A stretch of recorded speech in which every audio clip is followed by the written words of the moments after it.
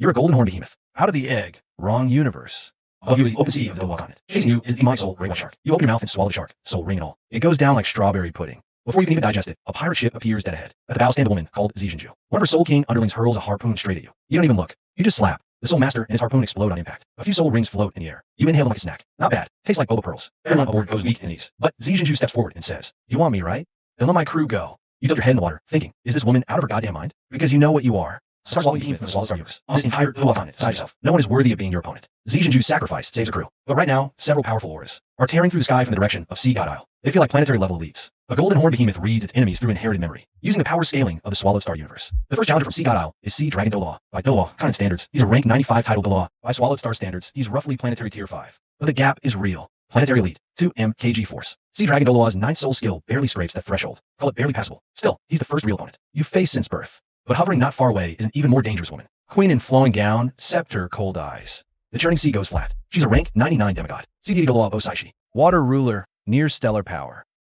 She's trouble. Fresh out of the shell. You're only at planetary tier 2 or 3, but with your raw attack power and near absolute defense. Even a head-on fight with Bosaishi might not end badly for you. As a star-swallowing behemoth, you can devour nearly any matter on a planet, especially metal, which supercharges your combat power. But right now, there's no time to grow. These waters where the sea god's legacy is being forged. The Shrek 7 monsters have already begun the sea god's trials. And just started to show his edge. But the deep sea holds the greatest gift waiting for him. Remember these waters, the deep sea king King. Bosaishi will not allow a single mistake here. The moment she sensed an unknown soul beast aura, she moved. Every unstable factor must be eliminated. Sea god's plan stands. No direct strike. She sent Sea Dragon Dolaw first. Should be more than enough. Now get out of here. This fight is way beyond your league. The Seahorse Dolaw stepped in front of Zijinju, urging the pirate ship to leave as fast as possible, clearly clearing the field. Zijinju just got her life back. Thank you, my lord. We'll turn over a new leaf. The Seahorse Dolaw waved her off impatiently, his gaze returning. To the battlefield, a strange unease crept into his chest. Golden Horn Beast clashed in an instant.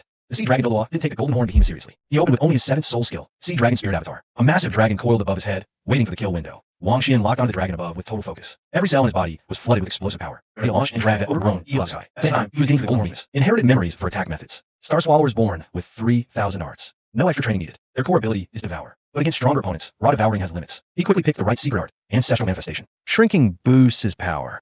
Growing boosts movement and flight speed. To lull the sea dragon, he kept his wings folded beneath his scales. Pitch black, half submerged in the sea, impossible to read. The sea dragon circled 5 times, probably showing off in front of Bosaishi. Then he dove hard, aiming for a one-hit kill. Golden Horn spread wings, unleashed ancestral might. Its 5-meter body exploded outward several times over, now matching the dragon in size, and slammed into it with full force. What the sea dragon gasped. No time to react. The behemoth's horn rammed straight into the dragon's gut. A deep, rumbling impact. Avatar broke. Sea dragon flew back, tumbling far across the water. In that split second, the behemoth's golden horn tore through the spirit avatar's defense. Then its jaws locked onto the exposed soul rings. The energy halos cracked and shattered under its bite. Several 1,000-year and 100-year rings were swallowed whole. Only 2 10,000-year soul rings left to digest. Tasty. Rank 95 title law. Chamber rings didn't reach the 100,000-year mark. The behemoth's roar shook Sea Dragon's soul. One strike. He's a broken man now. If his body weren't so tough, those ribs would have shattered completely. Pathetic Sea Dragon Dolaw. Bosaishi had been calm until now. She cried out in horror, too far away and caught off guard. No way to reach him in time. By the time they dragged Sea Dragon out of the water, he was out cold, barely clinging to life. Not a shred of soul power left. Utterly destroyed. Take Sea Dragon Dolaw and fall back. Now, leave this creature to me. Osaixi's gaze hardened. In all her years, she'd never seen a soul beast this twisted. Shrinks and grows at will, and eats soul rings like they're snacks. Having absorbed Sea Dragon Dolaw's soul power, the Golden Horn behemoth bulked up, now 9 meters long, over 5 meters tall, straight to planetary level, 5th order. Its pitch black scales gleamed cold under the sun. Look at that monstrous form beneath the Lady Bosaishi, we should retreat to Sea God Isle. The mermaid, Dolaw's voice trembled. She was born in these waters. Even the legendary deep-sea demon whale king wasn't this terrifying. Her instinct screamed one thing. Even Bosaishi would struggle against this monster. But Bosaishi didn't back down an inch. As the guardian of Sea God Isle, she couldn't afford a single misstep now. Tang San was about to return for the sea god's 8th trial. This creature could not interfere. You should listen to the mermaid.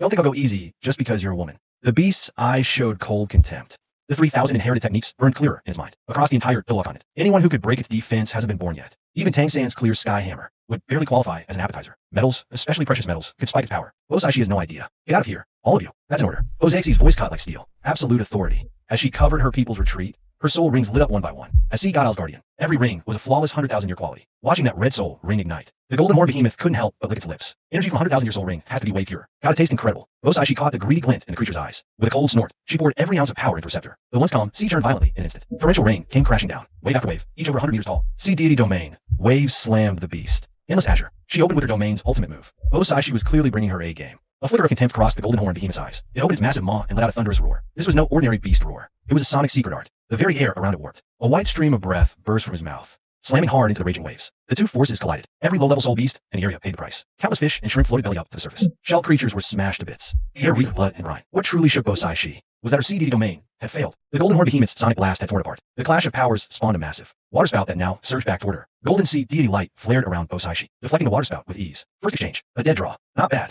You got some tricks. Then how about this one? Bosai Shi had always ruled these waters. She never expected a monster that just appeared could actually stand toe-to-toe with her. Ninth soul skill, sea deity imprisonment. Before the Golden Horn Behemoth could even react, the seawater condensed into silver chains, locking down its limbs, wings, and the horn on its head. Locks foes, drains their power. But the beast wasn't from Doloa. The suppression effect was barely a tickle. It devours energy. Bindings held. The Golden Horn Behemoth activated its innate ability, Devour. An adult Golden Horn Behemoth can swallow entire planets. Why would fear these energy chains? A powerful suction erupted from its mouth. The chain around its neck was sucked straight into its gut and converted into usable energy. The whole process took less than 0.01 seconds. Bosai Shi stared, shocked. It slurped her knife. Soul skill like they were noodles, one after another, without wasting a drop of energy. What? Who are you? Bosai Shi felt cold fear. This fear, no ordinary human could ever stand against this thing. Could it be an ancient divine beast? This stuff tastes good. Like ice cream. The Golden Horn Behemoth was devouring it with relish. Bosai Shi felt chill creeping through his heart. That was his ninth soul skill, just eaten just like that. He knew nothing of the starry cosmos. Everything about this monster defied his imagination. He couldn't win. That cowardly thought surfaced uncontrollably in his mind. Just then, huge sprays of water erupted across the distant sea. A massive swarm of creatures was rushing toward them. The Golden Horn Behemoth knew them. Demonic soul great white sharks. Last time, it snapped on one like strip of dried chili. A whole pack came. Their leader shone like Bosai Shi, the aura of the sea god. It was Xiaobai, king of the demonic soul great white sharks. 100,000-year soul beast, once the mount of the sea deity. She must be here to back Bosai Shi up. Xiaobai, stay back. These things are beyond anything you can fight. Bosai Shi was both anxious and quietly relieved. She already knew the terror of the Golden Horn Behemoth. She didn't want the entire shark clan dragged into this. But Xiaobai was stubborn by nature and refused to listen. She and her followers sealed off the entire surrounding sea. Over 100 demonic soul great white sharks circled the pair. They hunted for attack angles and new tactics. Lord Bosai Shi will hold him here. Please return to Sea God Isle and take command. Xiaobai's words snapped Bosai Shi awake. Fighting the Golden Horn Behemoth at sea gave him no advantage. Back on Sea God Isle, he'd have to reign on his side. Blessed by Sea God's light, he could summon the sea deity's power. It might not be impossible to win. Fine, Xiaobai. Don't get dragged into a long fight. Pull out ASAP. Don't worry. As sea deity servants, we won't let this outsider defile these waters so easily. Xiaobai was brimming with confidence. With that, she turned into a gorgeous human woman. 100,000-year-old beast could naturally take human form. The Golden Horn Behemoth saw it clearly. Its cultivation system was different from the Doloa continents. To shift when he sees another body, just like Luophone in the Swallowed Star universe. It needed a main body and a vessel, at least stellar level. Right now, the only way to grow stronger was to keep devouring. Whether soul ring creatures or precious metals, it didn't matter. His ultimate goal was to return to the Swallowed Star universe and snuff out Luophone before he grew powerful. Humiliation hijacked all those years ago. He watched Bosai Shi leave, and the demonic soul, great white sharks lurking all around. A low growl rumbled from the Golden Horn Behemoth's throat. Its swollen body slowly shrank, smaller than its usual size, even. It was going to make a meal out of this pack of sharks. Before the enemy could even react, Golden Horn Behemoth lunged like a runaway train, rampaging through the sea. The shark's formation shattered in an instant. Against him, these creatures had no strength to fight back. One swipe sent a dozen of them flying. One bite could snap 3 of them in half at the waist. Its scales were razor sharp. A single graze meant guts torn open. In the blink of an eye, nearly 50 demonic soul great white sharks floated belly up dead. You damn bastard, Xiaobai, watching her kin being slaughtered, had completely forgotten Bosaixi's warning. With a shriek, she shifted into her 20-meter shark form, longer than 2 Golden Horn Behemoths put together. She unleashed her strongest innate ability, abrasive fangs. Soul power fangs like a hail of bullets instantly blanketed the space around the Golden Horn Behemoth. The attack power rivaled. Rank 97 Sword Doloa's ultimate move. The whole sea shook. As shockwaves hit, caught off guard, the behemoth could only raise its claws to shield its eyes in passive defense. Clang, clang, clang. Collisions rang in a chain. Spray and mist erupted, and a mass of bubbles surged out, completely enveloping the behemoth's form. Did it work? Did we kill it? Don't make me laugh. That was my most powerful attack. Staring at the endless white haze before her, Xiaobai, she felt the muscle great white sharks finally. Let a trace of relief show on her face. She saw the severed limbs and remains again, floating on the surface, and that smile froze solid. That black monster, it was terrifying. Where the hell did it come from? No such soul beast exists on Doloa continent. Thankfully, Xiaobai succeeded, but that success deserved a big question mark, because the white mist dissipated almost immediately. The Golden Horn Behemoth reappeared, not only completely unharmed, but its scales were even cleaner, after being washed by the vapor. Its whole body looked even more majestic and imposing. Wow, what kind of monstrous defense is this? That was Xiaobai's full power attack, just now. She did the soul great white sharks combat. Strength was on par with a rank 97 Sword Doloa. Some might even say superior. But before this giant beast in front of her, Xiaobai felt utterly powerless. What other tricks do you have? Suddenly, the Golden Horn Behemoth spoke. It actually spoke human language. Actually, when it was surrounded by the water vapor earlier, it wasn't that it had no chance to strike. It used that brief window to fully assimilate the power it had just absorbed, especially the Sea Dragon Doloa's soul ring. It carried many memories of that titled Doloa powerhouse. Naturally, the Golden Horn Behemoth picked up human speech, but it's still a long way from taking human form. Its logic escapes it. You actually learn the language of our world? Seeing the black beast speak human words. Xiaobai felt a storm surge in his heart. By all previous calculations, this Golden Horn Behemoth should have just hatched, nowhere near the 100,000-year level. According to the rules of the Doloa continent, high-level soul beasts must exceed 100,000 years before they can communicate with humans. Your origin? If they talk. Xiaobai grew somewhat curious, but even while asking, the demonic soul great white shark kept its distance from the Golden Horn Behemoth, and its eyes still showed fear. Of course I come from the vast cosmos. From up there. The beast looked up, signaling that it came from the starry cosmos. But for creatures on the Doloa continent, they don't know the concept of the universe, because according to ancient legends, there's another world above the Doloa continent, the so-called Divine Plane. Xiaobai's former master, the Sea God, ascended to the Divine Plane after breaking through level 100. Hearing this explanation, Xiaobai suddenly understood. No wonder we couldn't beat you. So you came from the Divine Plane. Fine. A beautiful misunderstanding. Too lazy to explain. Inside its body, this thing would have charged forward long ago. and torn the demonic soul great white shark chieftain to shreds. Why waste so many words on him? Damn it. Everyone scatter and retreat now, after misreading the other party's identity. Xiaobai turned and fled with remaining demonic soul great white sharks. But even while fleeing, the creature kept looking back. She taunted the behemoth to chase her. What the hell is going on? Has this Xiaobai lost her damn mind? Where does she think she's going? The golden horn behemoth surged forward without hesitation. Biological speed now was terrifyingly fast. It used secret arts, but this shark kept glancing back every few steps. She was clearly trying to lure the beast away. I've seen both the anime and the original novel. Wang Xian knew better than to think that woman, called Xiaobai, was some kind of idiot. She had to have a motive. But what? Follow them and find out. Simple as that. But it wasn't what he expected. Their direction seemed opposite Sea God Isle, from where the battle had taken place. A faint black that was still visible on the horizon. That was Sea God Isle. But now, she lured her foe elsewhere. An ambush? No way. Were these Sea God Isle guardians seriously losing their minds? Even now, they still want to take on the golden horn behemoth, and yet Xiaobai's plan just might throw the golden horn behemoth into confusion. But it could never fool Bo Sai Shi. The moment this guardian of Sea God Isle heard the surviving shark's report, furious enough to stomp the seabed. Why, Xiao Xiao? Your mother is far too reckless. All of you stay put. No one moves. Knowing she was outmatched, Bo Sai Shi launched herself into sky once more, shooting toward the direction the two figures had vanished. That way lay this sea's deadliest terror. Even old sea deity feared it. Yes, the true ruler of that territory. The true ruler, deep sea demon whale king. This thing was said to be a million-year soul beast. It had already completed its transformation, if not for the hidden law of the Dolawa continent, forbidding soul beasts from ascending to godhood. This monster would have broken past level 100 long ago. Perhaps Xiaobai believed that no one Sea God could stand against the golden horn behemoth, so she chose to use herself as bait, luring it straight to the demon whale king. And that thing was nothing like Bo Sai Shi. Despite being infinitely close to level 100, it had no mercy whatsoever. That stretch of sea was known far and wide as the Sea of Death, unless sneaking up on the sleeping sea demon whale king. Anyone who gets near those waters has a death wish, and that includes Xiaobai. Even though this woman's power is on par with a level 97 title Dela, against the deep sea demon whale king, she's still nothing. Looks like Xiaobai's already made peace with dying, and plans to drag the behemoth down. You're not seriously into deep sea demon whale king territory, are you? As a transmigrator, after tailing her for a while, Wang Xian finally caught on to Xiaobai's true intent, and when she heard that name, the demonic shark leader whipped around in shock, and executed a flawless leaping dive, transforming midair back into that stunning beauty. Didn't think a punk knew about the sea demon whale king. Too bad it's already too late. As she transformed, Xiaobai unleashed her soul power in every direction, relentlessly, slamming the water surface in every way possible, kicking up a massive commotion. This was a blatant summons for that. Feared sea demon whale king. Damn, woman, death wish. Whoosh. Soon, a massive shadow appeared in the water beneath their feet, rising at breakneck speed, radiating a dark crimson glow that seized the soul. They say back in the day, for trying to steal the sea god's thunder, the deep sea demon whale king had one eye gouged out. Even though the beast has plenty of auxiliary eyes, of its two primary eyes, only one remains, and that crimson light rising. With the colossal shadow from the depths, it was nothing else but the gleam of the deep sea demon whale king's single remaining eye. It's coming out, huh? At the sight of that enormous shadow about the surface, the golden horn behemoth showed zero fear. If anything, there was excitement in its voice. How to describe it? Like a mega celebrity about to hit the live stream grand finale stage with the most star power, whether male or female. Anyone who sees would lose their minds cheering. In these waters, the deep sea demon whale king is exactly the kind of icon. But this overlord isn't one for meet and greets. Say aside from Tang, San back in the day, almost no one escapes the sea demon whale king's chase. Yeah, so the nightmare of the deep finally wakes. Today, I brought you a little house guest, watching that massive shadow about to emerge. Xiaobai wore a wry, bitter smile. The moment they entered this region, the demonic soul, great white shark's chieftain knew right then. He'd been marked. There was no way he was swimming out of here alive today. Maybe it was because he'd seen Xiaobai, or maybe he'd sensed the overwhelming bloodline power radiating from the golden horn behemoth. After the deep sea demon whale king surfaced, it didn't immediately attack the two of them. Instead, that massive single hysterical intent, fixating on the two prey before it. Demonic soul, great white shark chief, courting death, as a million-year level soul beast. The deep sea demon whale king could naturally communicate in human language. Hell, this thing could even take human form at will. Ha! Didn't I just say it? Your Annie here brought you a nice little meal today. Xiaobai, now in human form. Where the golden horn behemoth still half submerged in the water, even after absorbing so much demonic soul, great white shark energy. Golden horn behemoth stretched only 20 meters. But this deep sea demon whale king, its length had to be at least 150 to 200 meters. Add that massive crushing bulk. Golden horn behemoth was nothing before it. Like a tiny tadpole staring down a giant sea turtle, completely beneath contempt. Yeah, so what's this little punk's deal? It actually made you resort to a borrowed knife scheme like this. The deep sea demon whale king wasn't stupid. The golden horn behemoth might not look like much in size, but it gave the demon whale king a deep, instinctual wariness. And just as the thing lifted its head, it sensed a familiar force surging in from afar. Oh, Saishi, what the hell is that woman charging over here for? Could she be after this little black runt too?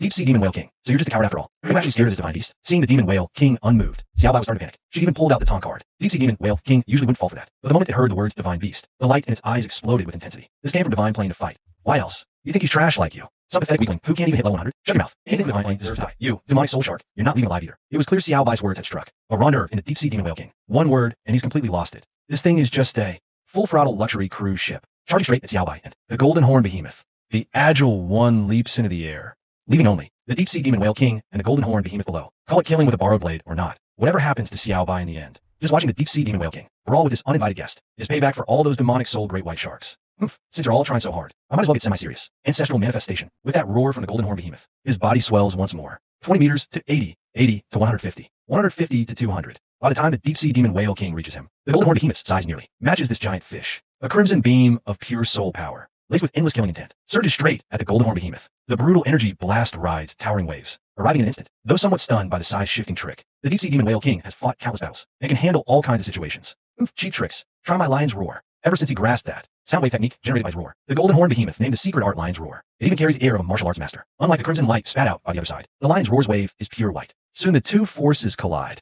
Boom, boom, boom. Damn, a stalemate. Even though the golden horn behemoth's current strength surpasses a rank 97 title to law, the deep sea demon whale king's soul power is higher still, already at the demigod stage. And not long ago, this thing just completed its dragon transformation, gaining even greater divine power. Who'd have thought the deep sea demon whale king's full force strike would be blocked by a similar technique? How can this be? Shocked as he is, the deep sea demon whale king is a veteran. One strike failed, so a second attack sweeps in immediately. This time, it's no spell attack. This time it's a full-on physical strike. You could call this move a dragon tail sweep. Watch the deep sea demon whale king's body suddenly twist sideways across the water, one massive pivot, and the bastard whips out a dragon tail sweep. That colossal whale tail is like a goddamn skyscraper, slamming straight down at the golden horn behemoth. The sheer force of it, even a level 99, Bosaishi probably couldn't block it. It's world-ending power. Huh, bring it on. I've got a new secret technique to test on your sorry ass. Heaven-rending claw, the ultimate move. Within the golden horn behemoth's heaven-splitting legacy arts, watch as the air itself suddenly thickens with the stench of blood. Then that blood mist slowly condenses, forming a massive claw of pure energy. It's the behemoth's giant paw.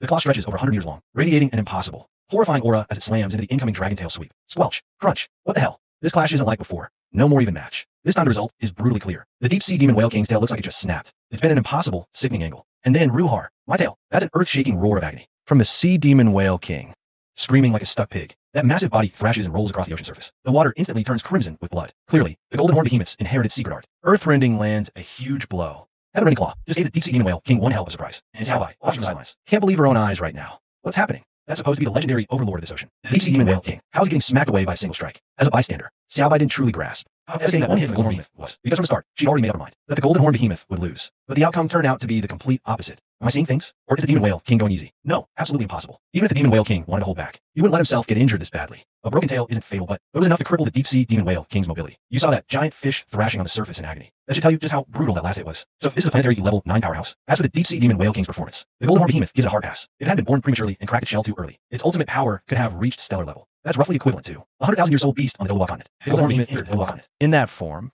it would be absolutely unstoppable, whether it's Bosaishi or the deep sea demon whale king. One smack would be enough to kill them, but that kind of overwhelming dominance doesn't seem all that fun. It's better to level up slowly and explore this new world bit by bit. Based on the timeline, the Luofu swallows our universe won't break through the stellar level for a long, long time. As long as the golden horn behemoth trains hard on the Doluwa continent, then heads to Blue Star, who knows who'll come out on top. After thrashing on the surface for a while, the deep sea demon whale king finally caught its breath. It sank its wounded tail beneath the waves. Revealing its savage, twisted face, with its one remaining eye, it glared viciously at its opponent. But in truth, the creature was already thinking about retreat. The golden horn behemoth scared the demon whale king. Its opponent hadn't used full strength. Between the two of them lay a massive power.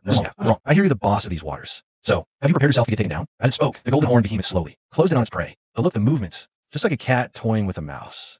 The cat never kills the mouse outright. It keeps catching and releasing. Right now, that's exactly the dynamic between these two ocean titans. The relationship between these two sea giants is like this. Gulp. Without any warning, the demon whale king, glaring moments ago, suddenly chose to dive endlessly, fleeing toward the deepest depths of the ocean. The creature was so terrified it had no guts left to face the golden horn behemoth. It only finds a hiding place in clean life. But the golden horn behemoth had long since. As a star-swallowing behemoth, this thing can survive in a vacuum of space, let alone underwater. Its body might not be streamlined, but it has unbelievable propulsion power. In less than 2 seconds, it caught up with its prey. Where do you think you're going? Get up there. It clamped its front claws onto the deep sea demon whale king's back, ignoring the giant fish's desperate thrashing. The golden horn behemoth surged up, claws wrenched brutally. It actually seized the deep sea demon whale king's massive body and hurled it from the sea over 500 meters high. Boom. The deep sea demon whale king never dreamed it would be toyed with like this. A deep terror and helplessness flooded its mind instantly. No, please don't kill me. I can tell you the secrets of the divine plane. Watching the golden horn behemoth sharpen its claws on the ground, the deep sea demon whale king let out a blood-curdling roar. But it met the behemoth's fearsome fangs and claws. A monster sight ruling the whole ocean. For countless years,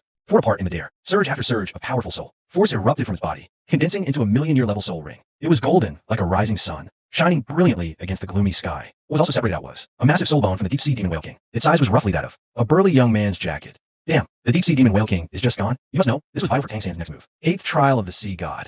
That million-year soul ring, and that powerful soul bone. But the sea deity left them for his successor. The very reason Bosaishi and sea god all existed was to guard all of this. But what just happened? Bosaishi, arriving too late, witnessed with her own eyes the scene of the deep sea demon whale king being torn apart. She also saw the soul ring and soul bone appearing ahead of schedule. This is bad. The sea deity's inheritance plan has been severely damaged. At this moment, Bosaishi was nearly losing her mind. So this woman, once again, unleashed her 9th soul skill. Because Bosaixi's 9th soul ring was red, above the 100,000-year level, it could grant its host 2 soul skills. 9th soul skill, summon the sea deity. This is the most forbidden of forbidden techniques. If she had any other choice, Bosaishi would never resort to this. On one hand, it nearly breaks the sea deity, draining nearly all the soul power from her body. On the other, the sea deity summoned here can only retain about 20% of its true strength. But right now, Bosaishi is past caring. If the sea deity doesn't step in now, what rightfully belongs to Tang San will vanish forever. That would completely alter the sea deity's fate. I can't let that happen. Lord Sea Deity, this is the absolute limit of what I can do. Staring at the golden figure taking shape in midair, Bosaishi points straight ahead. Golden horn behemoth feasts.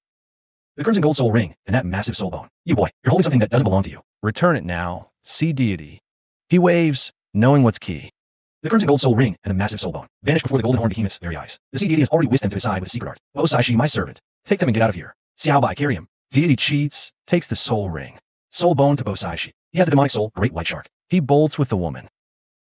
Stands imposingly before the golden horn behemoth, as if buying time for his followers to escape. And that little stunt, it seriously pisses off the behemoth. You think you can rob me without asking first? Watching the sea deity snatch away his spoils. The golden horn behemoth is seething with rage, yet he doesn't dare make a reckless move, because this sea deity is no lightweight, even though it's only a projection. The energy fluctuations are staggering. A stellar level entity, but does he really qualify? Based on planetary energy analysis, tidal Daw on Thua continent ranks 91 to 99, correspond to planetary level warriors in Swallow's Star universe. But looking at actual combat data, that comparison deserves a giant question mark, because plenty of tidal Doloa are honestly soft as hell. The gods on Doloa continent also correspond to stellar level entities in Swallowed Star, the only difference being each tidal Doloa level equals a minor stage for planetary warriors. Divine plane beings match one stellar rank every 10 levels.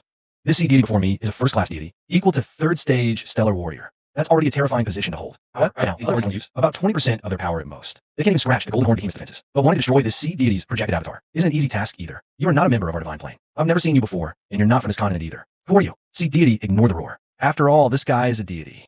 He won't answer. Arrogance and bias are the common flaws of these high and mighty beings. Do I need to explain myself to you? You just lived a few extra years, that's all. If the real body of the sea deity were standing here, the golden horn behemoth might actually think twice. The smartest move would be to avoid a direct clash. But right now, this guy isn't a physical entity. He's a void energy construct, with only about 20% of the real body's energy. Seeing this, the golden horn behemoth doesn't want to run. On the contrary, it really wants to devour this energy construct. That way, there's a high chance of massively boosting the golden horn behemoth's abilities. After all, this kind of stellar level energy construct isn't something you run into every day. I suggest you go back wherever you came from. Otherwise, don't blame me for not being polite. Feeling the same as the golden horn behemoth, this sea deity doesn't dare make a reckless move either, because this terrifying monster before him gives him a sense of dread. One careless mistake, and he could very well capsize a ditch. Sea deity had watched clearly.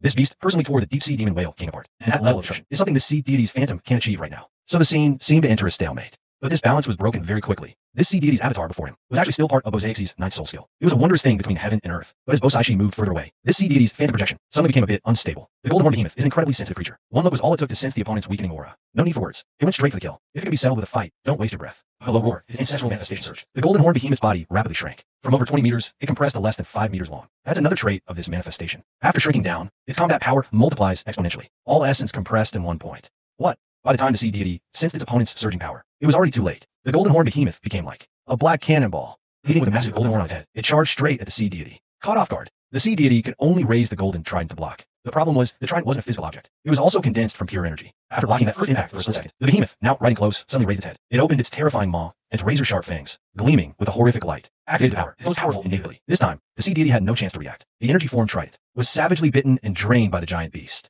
It was an inconceivable devouring force. The sea deity's trident, made of spiritual energy, snapped in two in an instant. A huge portion of its energy mass was swallowed whole by the golden horn behemoth. Damn, that's the sea deity's energy, unlike your star swallower's energy. But the golden horn behemoth's digestive power is just that insane, especially after using the Devour skill. It instantly converted that golden energy into power it could use. And that wasn't all. While devouring the opponent's weapon, the behemoth mimicked. Deep sea demon whale lashed out. Its massive tail covered in horrifying bone spikes, whipped toward its opponent like a steel flail. The brutal force was unstoppable. The sea deity had no way to defend. It could only hold the broken halves of the trident up in front of its chest.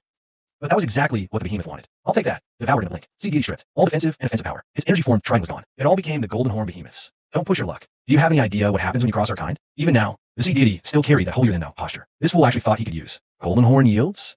Absurd. Background? I could devour your entire planet. And you're talking to me about background? As if he just heard the funniest joke in existence. The golden horn behemoth's body swelled once more. That trident of the sea god had gathered over half of the phantom's remaining essence. All that energy sent the golden horn behemoth's power skyrocketing. It had already rapidly evolved into a peak planetary ninth order beast. After its body expanded, its maximum height exceeded 500 meters. Even that enormous sea deity phantom was only half its size now. So what comes next? Obviously, devour every last drop of energy. Sea deity's gift. Once absorbed, the golden horn behemoth will surely ascend to stellar level. It's just a little snack. What's with the attitude? Even though sea deity's avatar fought desperately, at the end of the day, it was nothing but an energy construct. Post-absorption, behemoth's every pore radiated an unimaginable spectrum of colored light. Then those colored rays were reabsorbed into its body, and soon burst forth again as pure golden radiance. This cycle repeated over and over. But with each cycle, its aura grew more terrifying. This was the transformation from planetary peak to stellar level. Think of the sun. Simplest clue. At this moment, the golden horn behemoth was like the sun at its most violent phase. Its surface continuously erupted with solar storms, one solar flare after another, looking as if it was about to detonate. True, just merging inner and outer force, while achieving this elevation of power. Also cleansed its core. Know this. After becoming a planetary-level powerhouse, a spherical energy mass, resembling a planet forms within the body. Golden Horn Behemoth's mastery over this energy far surpasses anything humans could achieve, and after breaking through to stellar level, a small galaxy forms within its body, like a miniature solar system with the hottest star, at its center illuminating the surrounding planets, and every rotation and revolution of these planets. And their star provides the host with infinite energy. Once it reaches the level of a true god one day, this Golden Horn Behemoth can form its own world, and also swallow everything that exists out there into its own pocket universe. That's when things get truly terrifying, and that's the ultimate goal of every Golden Horn Behemoth. Of course, one of the original Swallow Star universe was pretty damn unlucky. It was taken over before leaving the village. And that's how Lord Luo became such an over-the-top powerhouse. So what Wang Xian has to do now is grow strong across the myriad planes first. He absolutely cannot, letting Luo Feng gain the upper hand at their meeting. He needs to be able to slap the future city Lord Luo into dust. But that's later. Focus on now. After taking out the Sea God, it's Sea God Isle's turn. The previous Brays, Soul Ring, and Bone are still there. We have to take them back. And then we'll teach these people of Sea God a harsh lesson. Of course, the moment the Sea God's projection was destroyed, Bo Saishi felt it. That was something she'd summoned with her ninth soul skill, and it was linked to her own body. You could see Bo Saishi's face had gone deathly pale. If the mermaid beside her hadn't caught her, this woman would have collapsed to the ground. Lady Bo Saishi, what's wrong? Never mind me, I'm fine. Contact Tang San immediately. Tell him to get to Sea God, I'll right away. An incredibly bad premonition flashed through Bo Saishi's mind. She never thought that Golden Horn Behemoth would be so terrifying. Even the Sea God's projection couldn't stop him. But it's not time for Tang San's 8th trial yet. There's no time. Go. Ask the illusion Dola. Go with you to help. Has Bo Saishi lost her mind? She's sending both of her top-titled powerhouses out, all to get them to bring Tang San back to Sea God Isle. The reason, of course, cannot be made known to everyone. Otherwise, it would cause a massive panic. People find out that the TC Demon King out in the ocean had already been killed, and that their Sea God couldn't protect Sea God Isle either. It would absolutely shatter their faith. That absolutely cannot be allowed to happen. Before the Golden Horn Behemoth arrives, we must give him the Soul Ring and Bone. The remaining trials are just a formality. They don't matter. If all the treasures end up being taken by the Deep-Sea Demon Whale King, then the Sea God's legacy would be impossible to obtain at all. That beast was mid-evolution. This was also the last chance. Those who titled powerhouses to lead Sea God, but the mermaid Doloa clearly sensed something was wrong. Yet, just as this indecisive woman was about to say something more, she grabbed her arm. Hurry, let's go. We don't have much time left. At this time, Tang San, with his father Tang Hao's help, had successfully brought the battle of Jade Pass to an end. Exhausted, but equally rewarded. The Spirit Empire no longer had the strength to fight back. Other than that angel princess who hadn't shown herself yet, there was nothing left that could stop the combined armies of the Heaven Do Empire and the Star Luo Empire. For Tang San, this period was a rare window of calm. But this young man never expected in his wildest dreams that. Just when he wanted to stop and enjoy some rare alone time. With Xiao Wu, 2C God Al Dolua initiated, and demanded to take all 7 monsters. What's going on?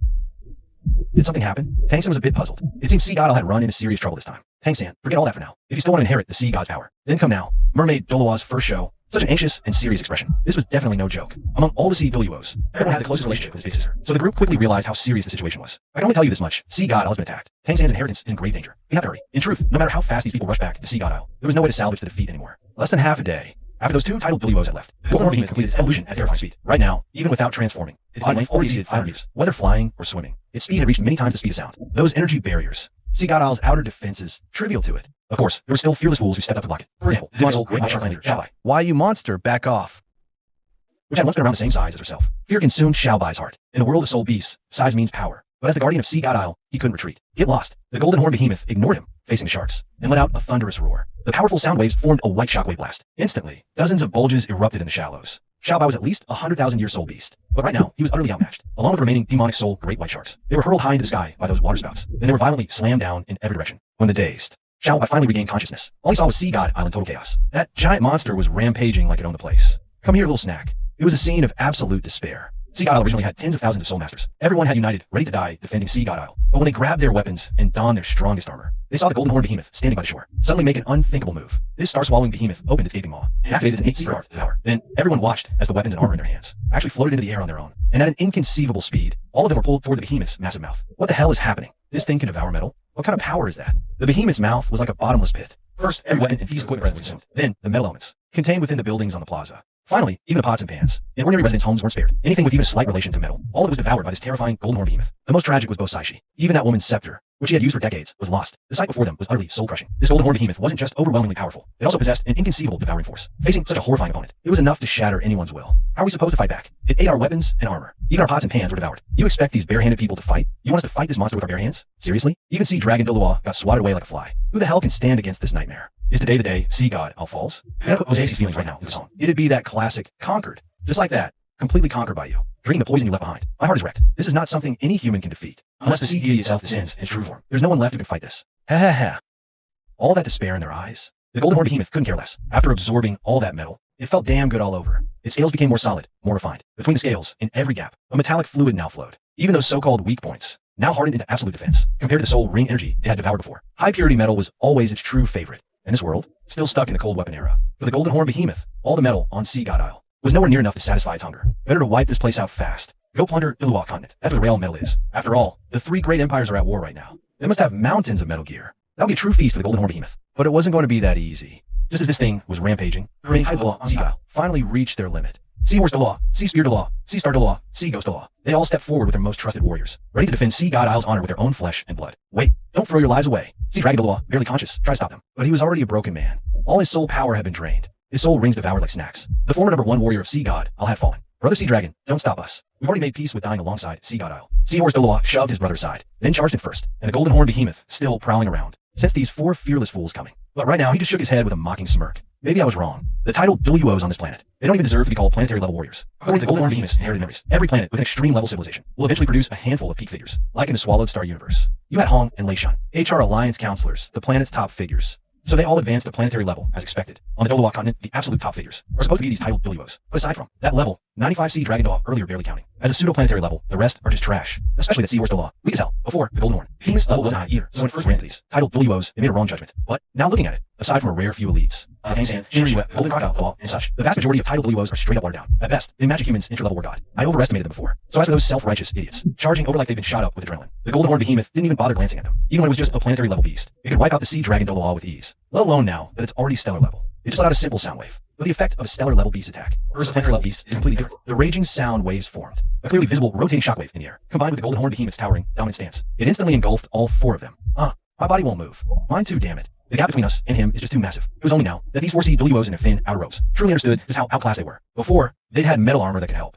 block a bit of damage. But after the Golden Horn Behemoths rampage just now, the entire Sea God Isle forget about equipment. Not even a single screw could be found. It had eaten every last scrap clean. You like him charging at me. You think your appetizers? Your soul rings. Have some flavor. Seeing the four sprawled, the Golden Horn Behemoth couldn't even be bothered to kill them. Not out of mercy, but simply pure disinterest. Would you ask, a male lion to go out of his way to crush a few ants? No, but these guys all had 50,000 year soul rings on them. To the Golden Horn Behemoth, they taste like dark chocolate. Still better than bland metal. This is probably the only thing on the Dolawa continent that actually interests the Golden Horn Behemoth. Devour, wait, our soul power leak out. My god, it's devouring our soul rings. Run. My soul power's gone. Can't even self-destruct. In about half a minute, the Golden Horn Behemoth's claws had produced for more powerless mortals. Their underlings, seeing this, they bolted without a trace. The rest were on their knees, kowtowing and begging for mercy. Is this really the strength of Sea God Isle? Pathetic. As the Behemoth grew bored, he saw something. He even considered taking a nap on Sea God Isle. But this creature didn't sense that on the other side of the sea, a small boat was racing toward them at maximum speed, and standing on that boat were the most elite young people on the Dolawa continent. The legendary Shrek 7 monsters had arrived. Leading their way were Sea Phantom Dolawa and Mermaid Dolawa. Those two got lucky. If they'd stayed behind,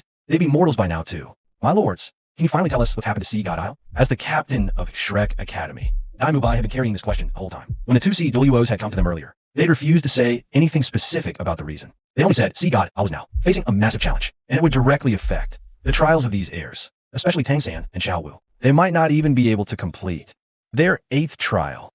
So even though relations with the Spirit Empire were still extremely tense, all members of the Shrek 7 monsters had assembled. They raced to Sea God Isle, needing only to board. Ditzy Phantom Dolawa let out a heavy sigh, and beside him, Mermaid Dolawa burst into tears. That completely threw Tang San and the others off. Don't cry. Tell us what's going on. As a soul beast, Xiao Wu had sharper perception. She walked straight up and held Mermaid Dolawa's hands. She covered her in the softest voice. Only then did Mermaid Dolawa lean against Xiao Wu. Right now, we have no idea what's going on. Turns out those two escaped, while the Golden Horn Behemoth was leveling up. It's been a day or two since then. Sea God Isle might already be rubble. When they left, the look on Bozaix's face was grim as hell. I'm sure these two can guess how it ended. Some things just can't be stopped by human will. Man conquers heaven is total bullshit. This was a catastrophe, a senseless disaster. That monster with the golden horn on its head, it sure as hell wasn't from the Dolawa continent. To ordinary people like them, it was an extinction-level beatdown. After they stammered out everything they knew, the small boat sank into dead silence. Absolutely terrifying. Even the deep-sea demon whale king got swatted like a bug. Even the invincible Bosaishi had nowhere left to run. This kind of thing is completely unheard of. Even Tang San couldn't help but summon the trident of the sea god. He stared at the water ahead with razor-sharp vigilance, terrified that some horrific monster would burst out of the sea at any second. How'd it come to this? Maybe we should turn back. I'm scared. Ning Rong had completely lost the courage she had when they faced the Spirit Empire. This pampered little princess had just voiced what everyone in the group was secretly feeling. Rong, don't be scared. I got you. This was Ayasaka's moment to flex his manly bravado. But Ning Rong could clearly feel her fiancé's hands trembling. After such a bone-chilling event, there wasn't a single soul who wasn't terrified. Xiao Wu and Zhu Zhuqing clung to each other, covering one another, trying to keep their spirits up. They say that beast has no human emotions at all. In its eyes, there's only slaughter. It would never go easy on a pretty face. This is beyond horrifying. Xiao Yu's right. We're the last hope for Sea God Isle. We absolutely cannot back down now. As he spoke,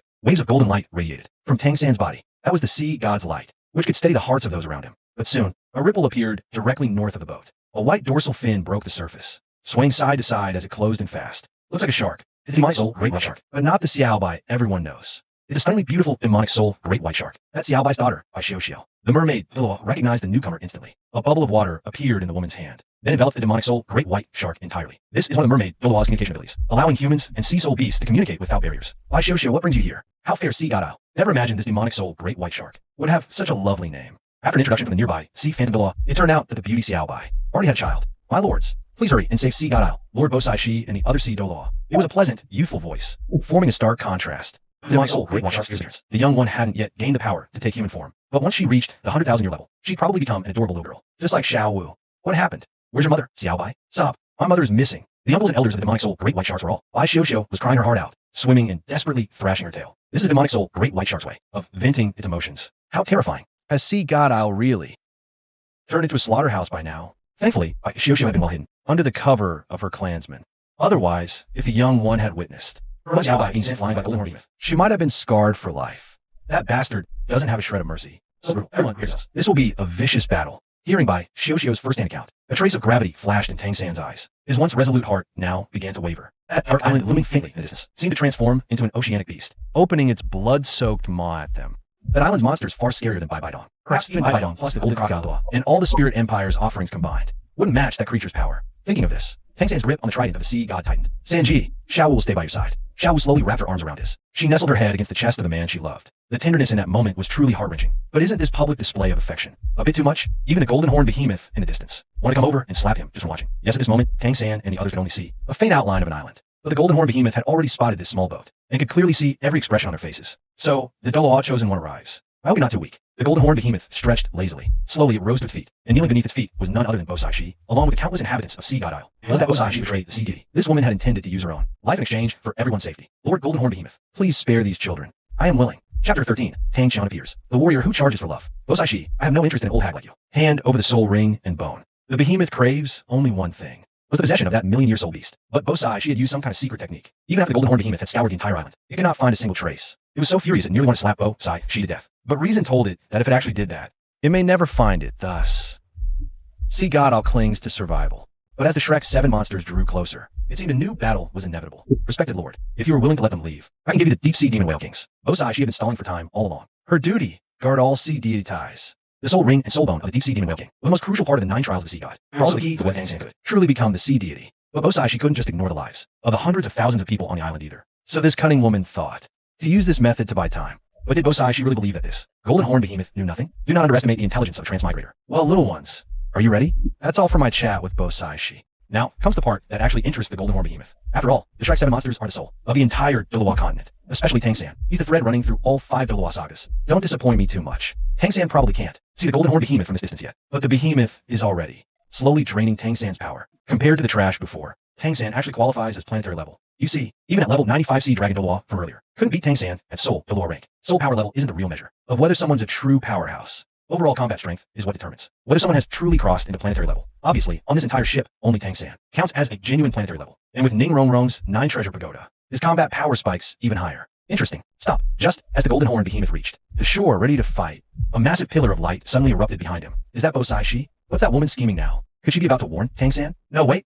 Why is this power blood red? There's a faint murderous intent woven through it. Bosaixi's soul power is clearly ocean blue. This seems to be an even more powerful presence. Tangshin, what are you doing here? That startled cry came from Bosai Shi, which immediately alerted the golden horn behemoth. Tangshin, the king of slaughter, the failed challenger of the Azure deity trials. Damn, this old man didn't get much screen time. In the animation, that diehard Dolaw fan, Angshin recognized him at first glance. The legendary first-generation clear sky Dolaw. Word has it Tangshin has been in love with Bosai Shi for ages. And now, in what might be his final moments, this man showed up, even earlier than Tang San. Bosai Shi, I'm here to fulfill the promise I made back then. Oh, beautiful. What a tearjerker of a line. A warrior charging head for his love. Huh? But don't these two have better timing for a reunion? Tangshin, the founding ancestor of the Clear Sky clan, right on cue. Your great-grandson's on his way. The behemoth heard and turned.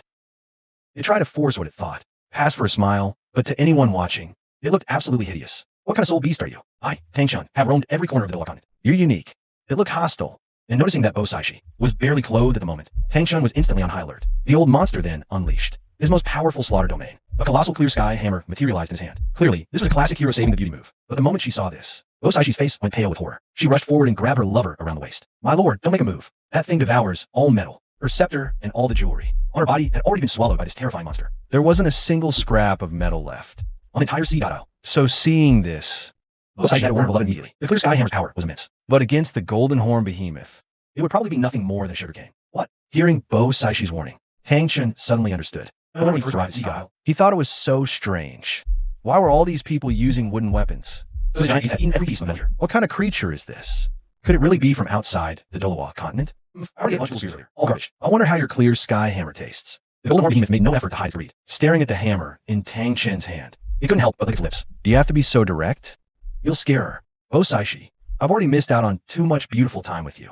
Today, no matter what, I will protect you. As he spoke, Tang Chen's 9 soul rings lit up one by one. The outermost one was actually a 100,000-year soul ring. This guy really is stubborn. He knows there's a tiger in the mountain. Yet he heads straight for it. Hey, you got guts. I'll give you one free shot at me. Show me your hammer. The beast looks scary, but this guy's got a human soul in there.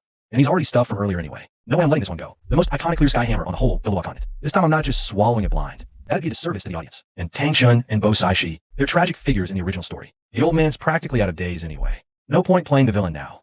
Huh, you'll regret this. But as thanks for your respect, I'll show you the clear sky hammer's ultimate soul skill. As he speaks, his red soul ring trembles violently. Seeing this, the golden horn behemoth suddenly remembers the ring-shattering move from the anime. You're going for the great Sumura hammer, aren't you? Careful with that 100,000-year soul ring. I still want to eat it. I know clear sky's secret. What the hell are you? Shocked by the behemoth's words, Tang Chun can't turn back now.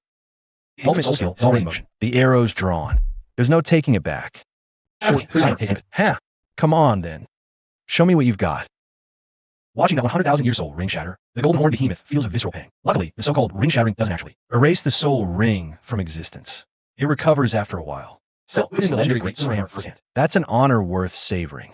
Compared to the anime version of Tang San's hammer, this one right here is the real deal. Crackle. Boom.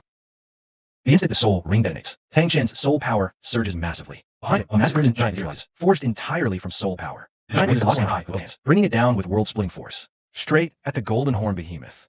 In sheer scale, that giant stands close to 500 meters tall. The clear sky hammer itself is even longer than the giant. Together, they reach nearly a kilometer. The moment the hammer rises overhead, this old ancestor of the clear sky clan could probably take on the entire sea god all by himself. As it kept growing, the golden horn behemoth's judgment sharpened too. Gradually, it realized its earlier assessment might have been off. Sure, they're all titled Dolawa powerhouses, but their actual combat strength is all over the place. Take Tang San, for example. When he was still just a soul Dolawa, he already managed to fight Sea Dragon at rank 95. Even though his opponent was holding back, the gap is still glaring. And then there's Yang Wudi. The man's nothing but a soul Dolawa himself. Yet he beat the Spirit Empires. Titled Dolawa, Snake Lance, half to death. There's way too much inconsistency here. So you can't judge purely by rank when comparing these people to the Swallowed Star universe. On the whole, the so-called powerhouses on Dolawa continent are pretty weak. But there are a few exceptions, like this Tang Chun right here, swinging that massive Sumura hammer. You gonna tell me he's not at planetary level? Still, against an opponent like this, the golden horn behemoth wasn't too worried. When that gigantic hammer came crashing down, the beast just lazily lifted its left paw. The sound was like 2 slabs of metal, slamming together.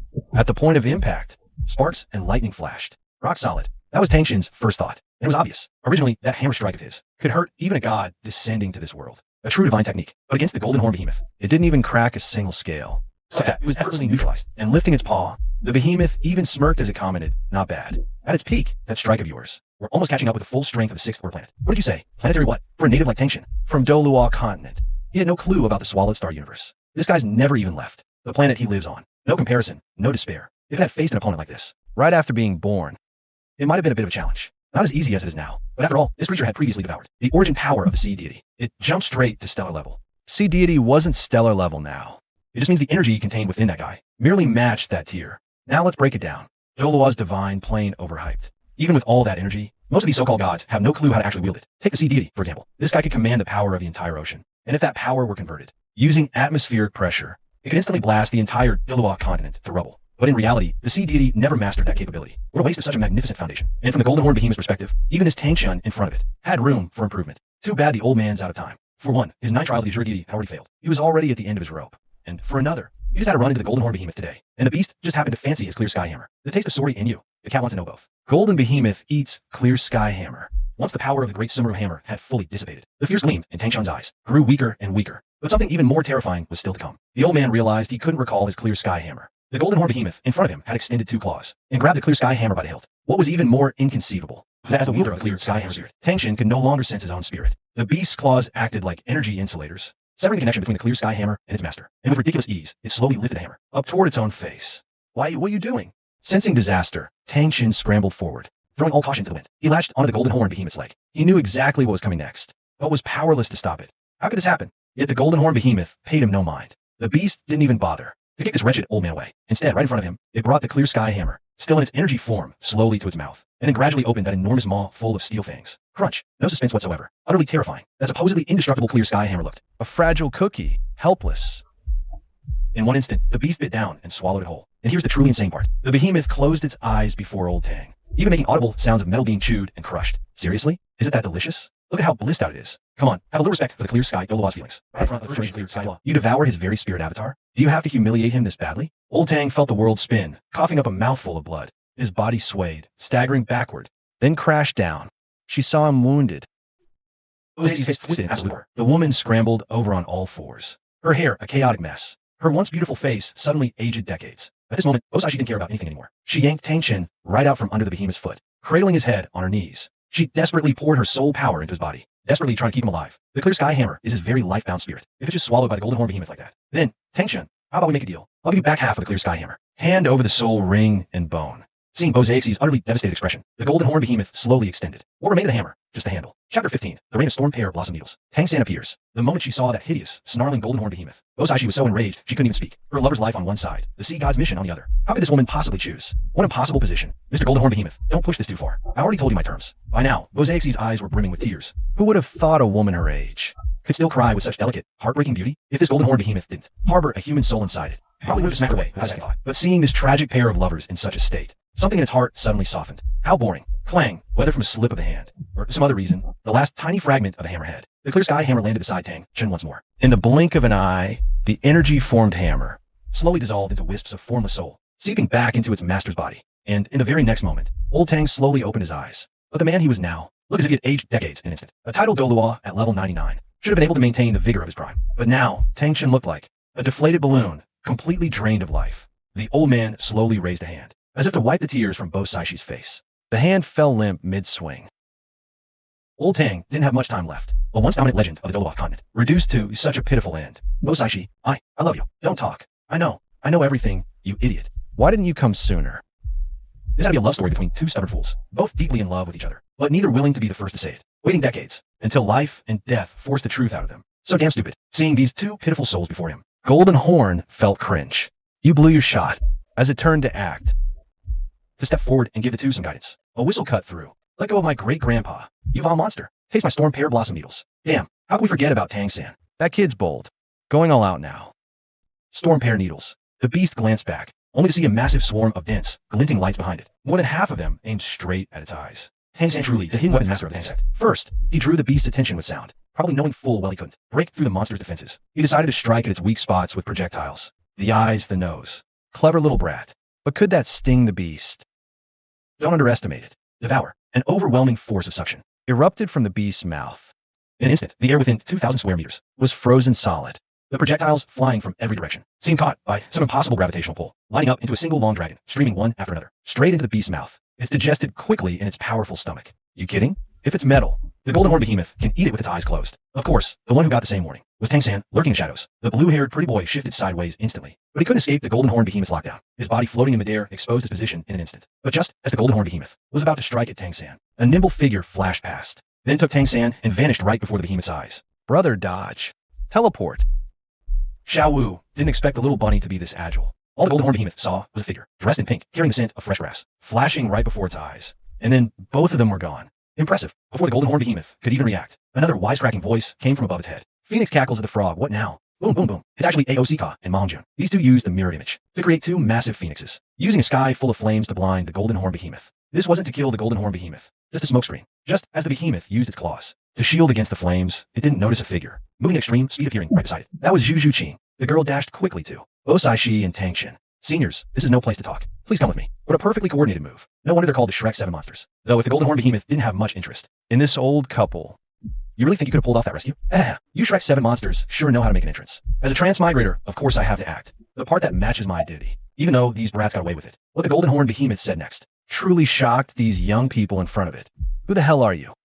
How do you know so much about our situation? Daimubai stepped forward. As the Shrek captain, this kid was still calm. And next, all of the Shrek 7 monsters used their fastest speed. They all gathered behind Daimubai, facing the behemoth a kilometer away. But this giant monster didn't seem to have any intention of attacking. My goal? Devour your planet. You'll serve. My goal? Devour your planet. You'll serve. Hearing such a stupid question, the golden horn behemoth couldn't help but pause. Right? From birth until now, just a few short days, it seemed he had never really thought about that question. He had simply been fighting on pure instinct this whole time. But for the golden horn behemoth, there was no way he could be contained on the Dolawa continent. His goal was still the Sea of Stars, and that Lord Luo on the blue planet. That was his fated nemesis. He couldn't let him off easily. All this hard training now was to gain the upper hand when he finally faced Luo foam. Sorry, but we're not becoming your servants. You've wrecked Sea God like this. Tang San, we first take down. After Dai Mubai said his piece, it was finally Tang San's turn. This guy's the real protagonist of the Dolawa continent, the one about to inherit the Sea God's power. Seeing his future realm wrecked, Tang San's eyes were already burning with rage, and seeing his own ancestor in such a pathetic state only fueled this kid's thirst for revenge even more. Chapter 16. Xiao Wu, you want to be spicy rabbit head? Ha! Tang San, you got some nerve. Seeing Tang San step up and challenge him head on, the golden horn behemoth slowly turned around, looking as clumsy as ever. Big ship, slow turn as expected. Big ship, slow turn as expected. The golden horn behemoth was deliberately creating a visual illusion for his opponents, because once he moved at supersonic speed, not because he was afraid of these little brats. Wary of Tang San's Sea God Trident. Before transmigrating here, Wang Xian watches the Law Anime Weekly. He'd been watching it for 5 years straight. And the Trident of the Sea God left a deep impression on him. that thing was practically invincible. Tang San's unleashed unmatched power. Even that star-swallowing behemoth would have to avoid its brilliance. Tang San, come here. I have something to tell you. Just as Tang San was getting fired up and ready to move, Osashi suddenly sent him a telepathic message. But the golden horn behemoth picked up every word, in front of a stellar-level powerhouse. You'd better keep those little tricks to yourself. Fine. How did I forget that? The old hag's probably about to tell him about the Demon Whale King's soul ring and soul bone. Knew it. The old woman and kid exchanged glances. On the surface, that is. In reality, they were communicating via some special frequency only sea deities can use. The golden horn behemoth can crack some of it, but it would rather slap Bosai Shiina next week. Don't think sparing this woman earlier was out of mercy. The real reason was concern that the old hag might destroy those 2 treasures from the deep sea demon whale king. Sure enough, after hearing Bozaixi's whispered words, Tang San slowly backed away. So they're going off to collect the treasure. Originally, in the 8th trial sea god, Tang San must kill the whale king himself, then absorb the soul ring and soul bone within the time limit. But clearly that's not happening now. So, the great sea deity wants to cut corners, and just hand the ring and bone to this brat, so he can inherit that power sooner. Classic backdoor deal. No escape. Where are you going?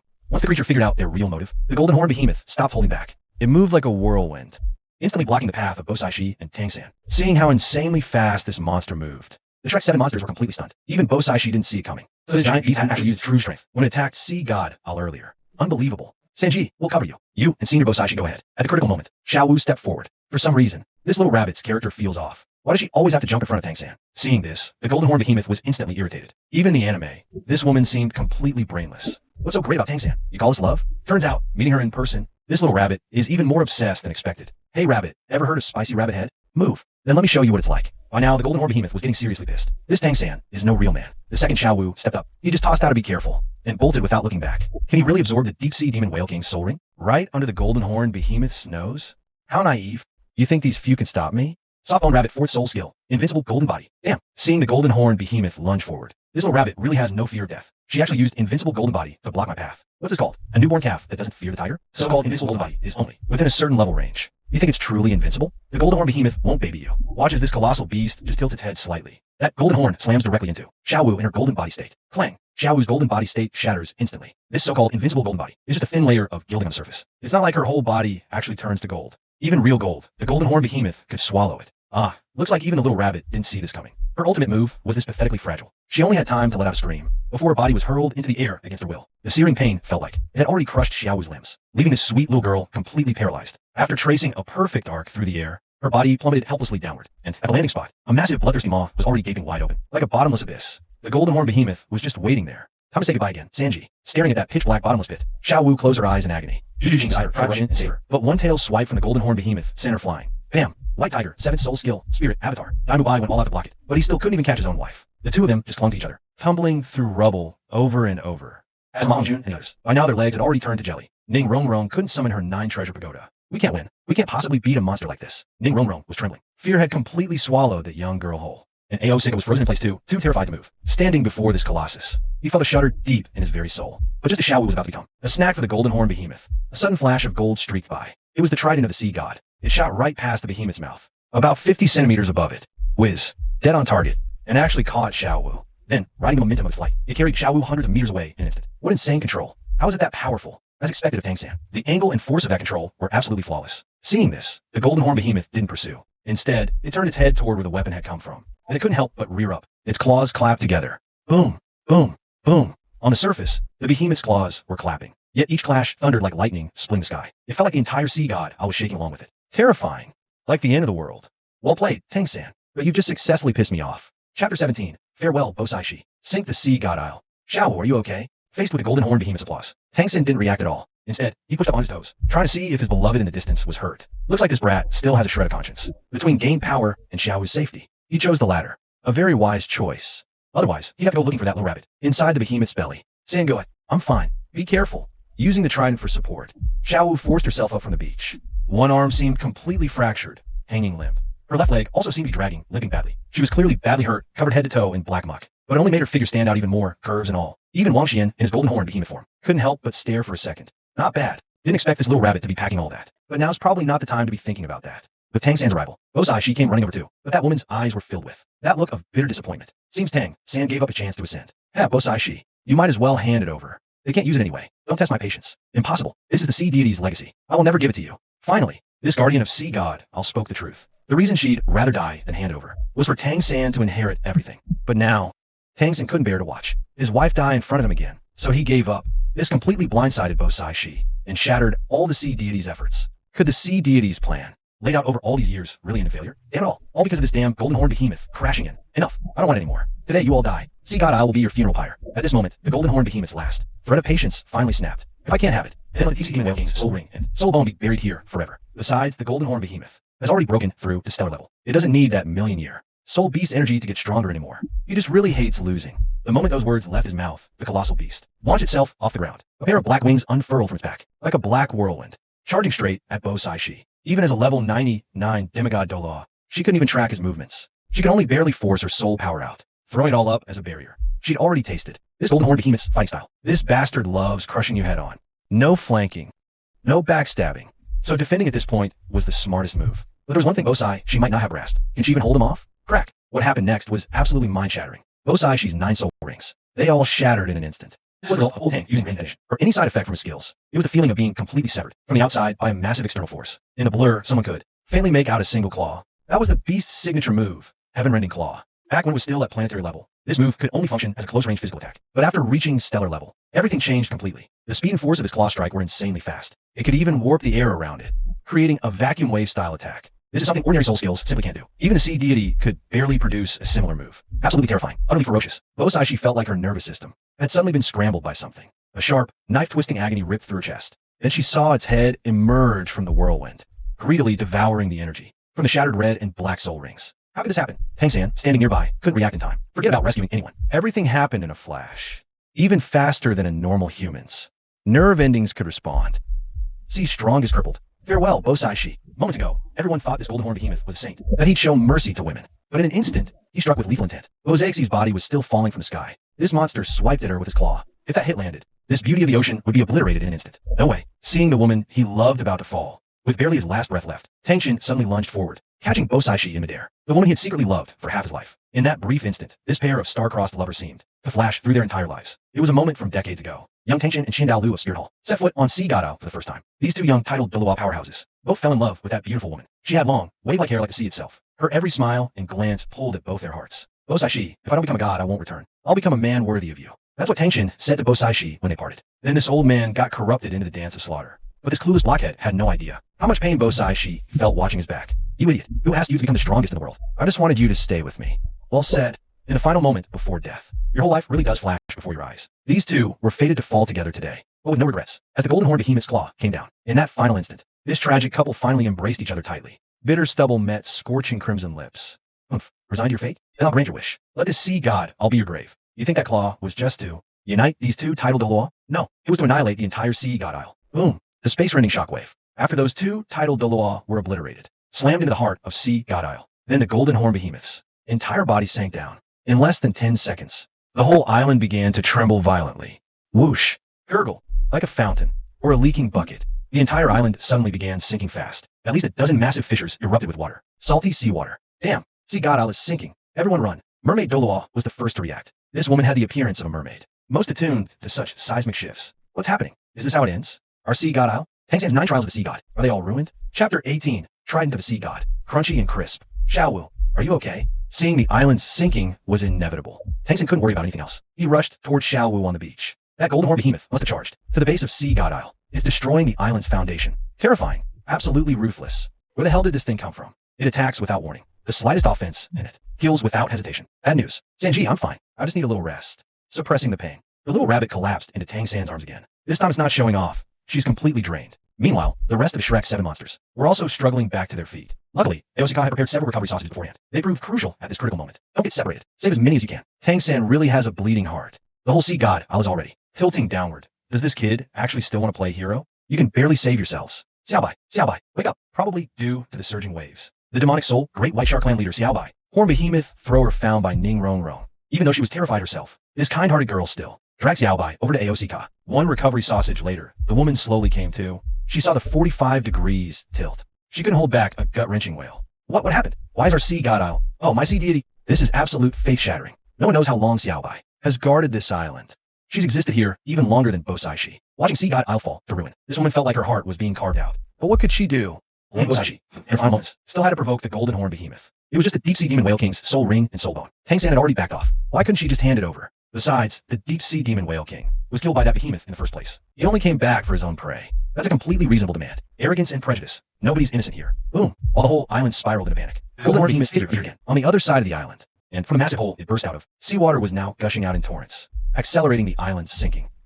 I'll kill you. As they say, when enemies meet, eyes burn red with fury. By now, Xiaobai's eyes were already bloodshot. She charged straight at the enemy before her. This woman is literally throwing her life away. Seeing this, Tang San hesitated for a moment, then handed Xiao Wu to Zhu Zhuqing beside him. She followed too. By now, this guy was practically half the master of Sea God Isle. As the sea deity's successor, Tang San actually knew where the deep sea demon whale king's treasure was, clinging to one last shred of hope. He had to act, but he had no idea why the golden horn behemoth had surfaced from the sea again. For one reason only, the trident of the sea god in Tang San's hands. That thing was a divine weapon, after all. It held the sea deity's lifelong essence and power. If it could devour the trident of the sea god, it would massively boost the golden horn behemoth's energy. That weapon's value far exceeded the deep-sea demon whale king's soul ring and soul bone. After mulling it over, the golden horn behemoth, it sank deep, yet rose again.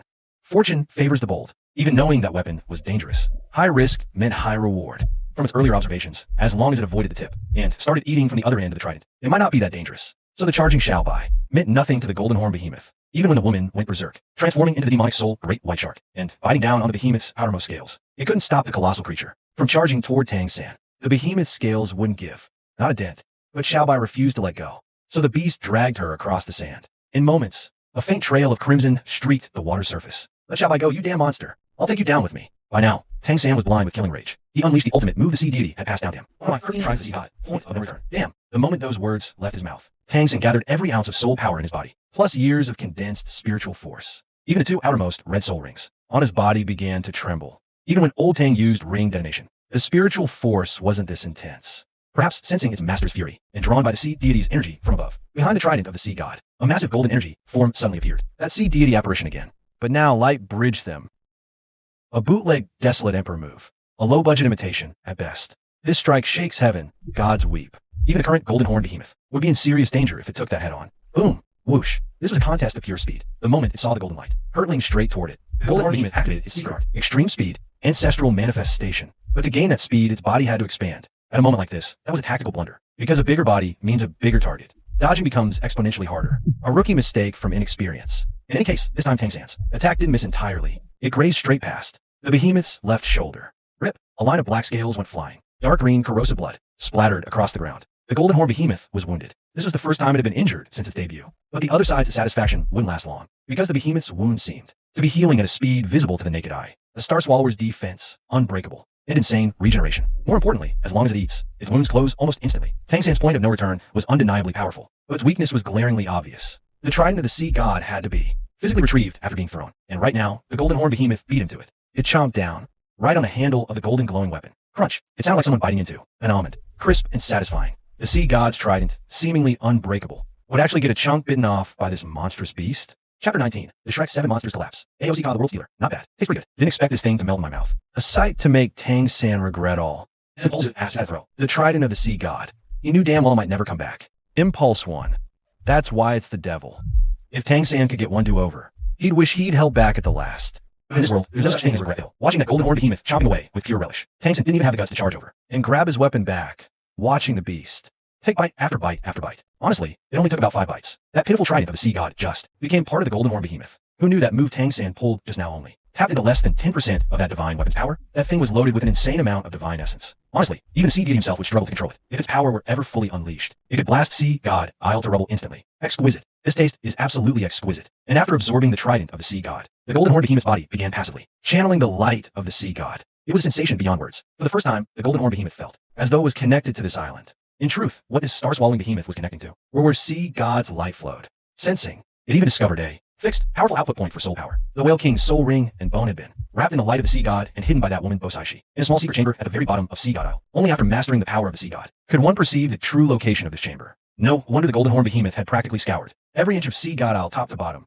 and still never found this place. And this chamber seemed to serve another critical function, gathering all the light of the sea god from across the island. It felt like a treasure basin. If it were ever shattered, all the light of the sea god here would scatter. And as the entire sea god Isle crumbled apart, the chamber's location gradually revealed itself. So there you are, sensing that pure, refined soul power. The golden horn behemoth wasted no more words on them. It shot a sidelong glare at the strike 7 monsters not far away, then whipped its tail with tremendous force. Whoosh! A devastating shockwave surged toward the group, along with a massive surge of seawater rushing up from below, forming one terrifying whirlpool after another. They came roaring at the group with overwhelming fury. As foes reeled, the beast dove fast, charging straight for its target, swimming forward at full speed, its massive jaws stretched wide open. That chamber was clearly built from some unidentified metal, something similar to mithril, probably because it was shrouded in the sea god's light. It dodged the golden horn behemoth earlier, but there's nowhere to hide now. Just surrender and get devoured. As for the Shrek 7 monsters out there, your survival depends on how tough your luck is. Shit, everyone scatter. Regroup outside. Seeing that defeat was inevitable, Dai Mubai made the call and ordered retreat. And Tangsan, no matter how frustrated he was, could only accept it. Facing a monster like this, just surviving was already a win. Xiaoyao, save me. Despite everyone's desperate efforts, once they scattered, an accident happened. It was the weakest of the Shrek 7 monsters, Ning Rongrong. As a support-type soul master, she never trained her body. She simply couldn't handle this kind of environment. She was quickly sucked into a massive water spout. And below that water spout was a giant whirlpool. If she gets pulled in, Rongrong, don't be scared. Grab my hand. Ao Sika would never let that happen. Using the Phoenix mirror form while he still could, he tried to catch his lover's hand midair. And he succeeded. But Ao Sika didn't notice that his Phoenix wings were already soaked through, even with the flying mushroom sausage. There was no time to switch. Humans are so fragile against nature. But Ao Sika was a real man. Knowing full well he might get dragged in, he still used every last bit of strength to lift Ning Rongrong out of the water. Then he pushed her onto a reef. Glug glug. But by now, Ao Sika himself was caught by the powerful whirlpool. He swallowed water again and couldn't climb out. He could only watch helplessly as Ning Rongrong drifted further and further away.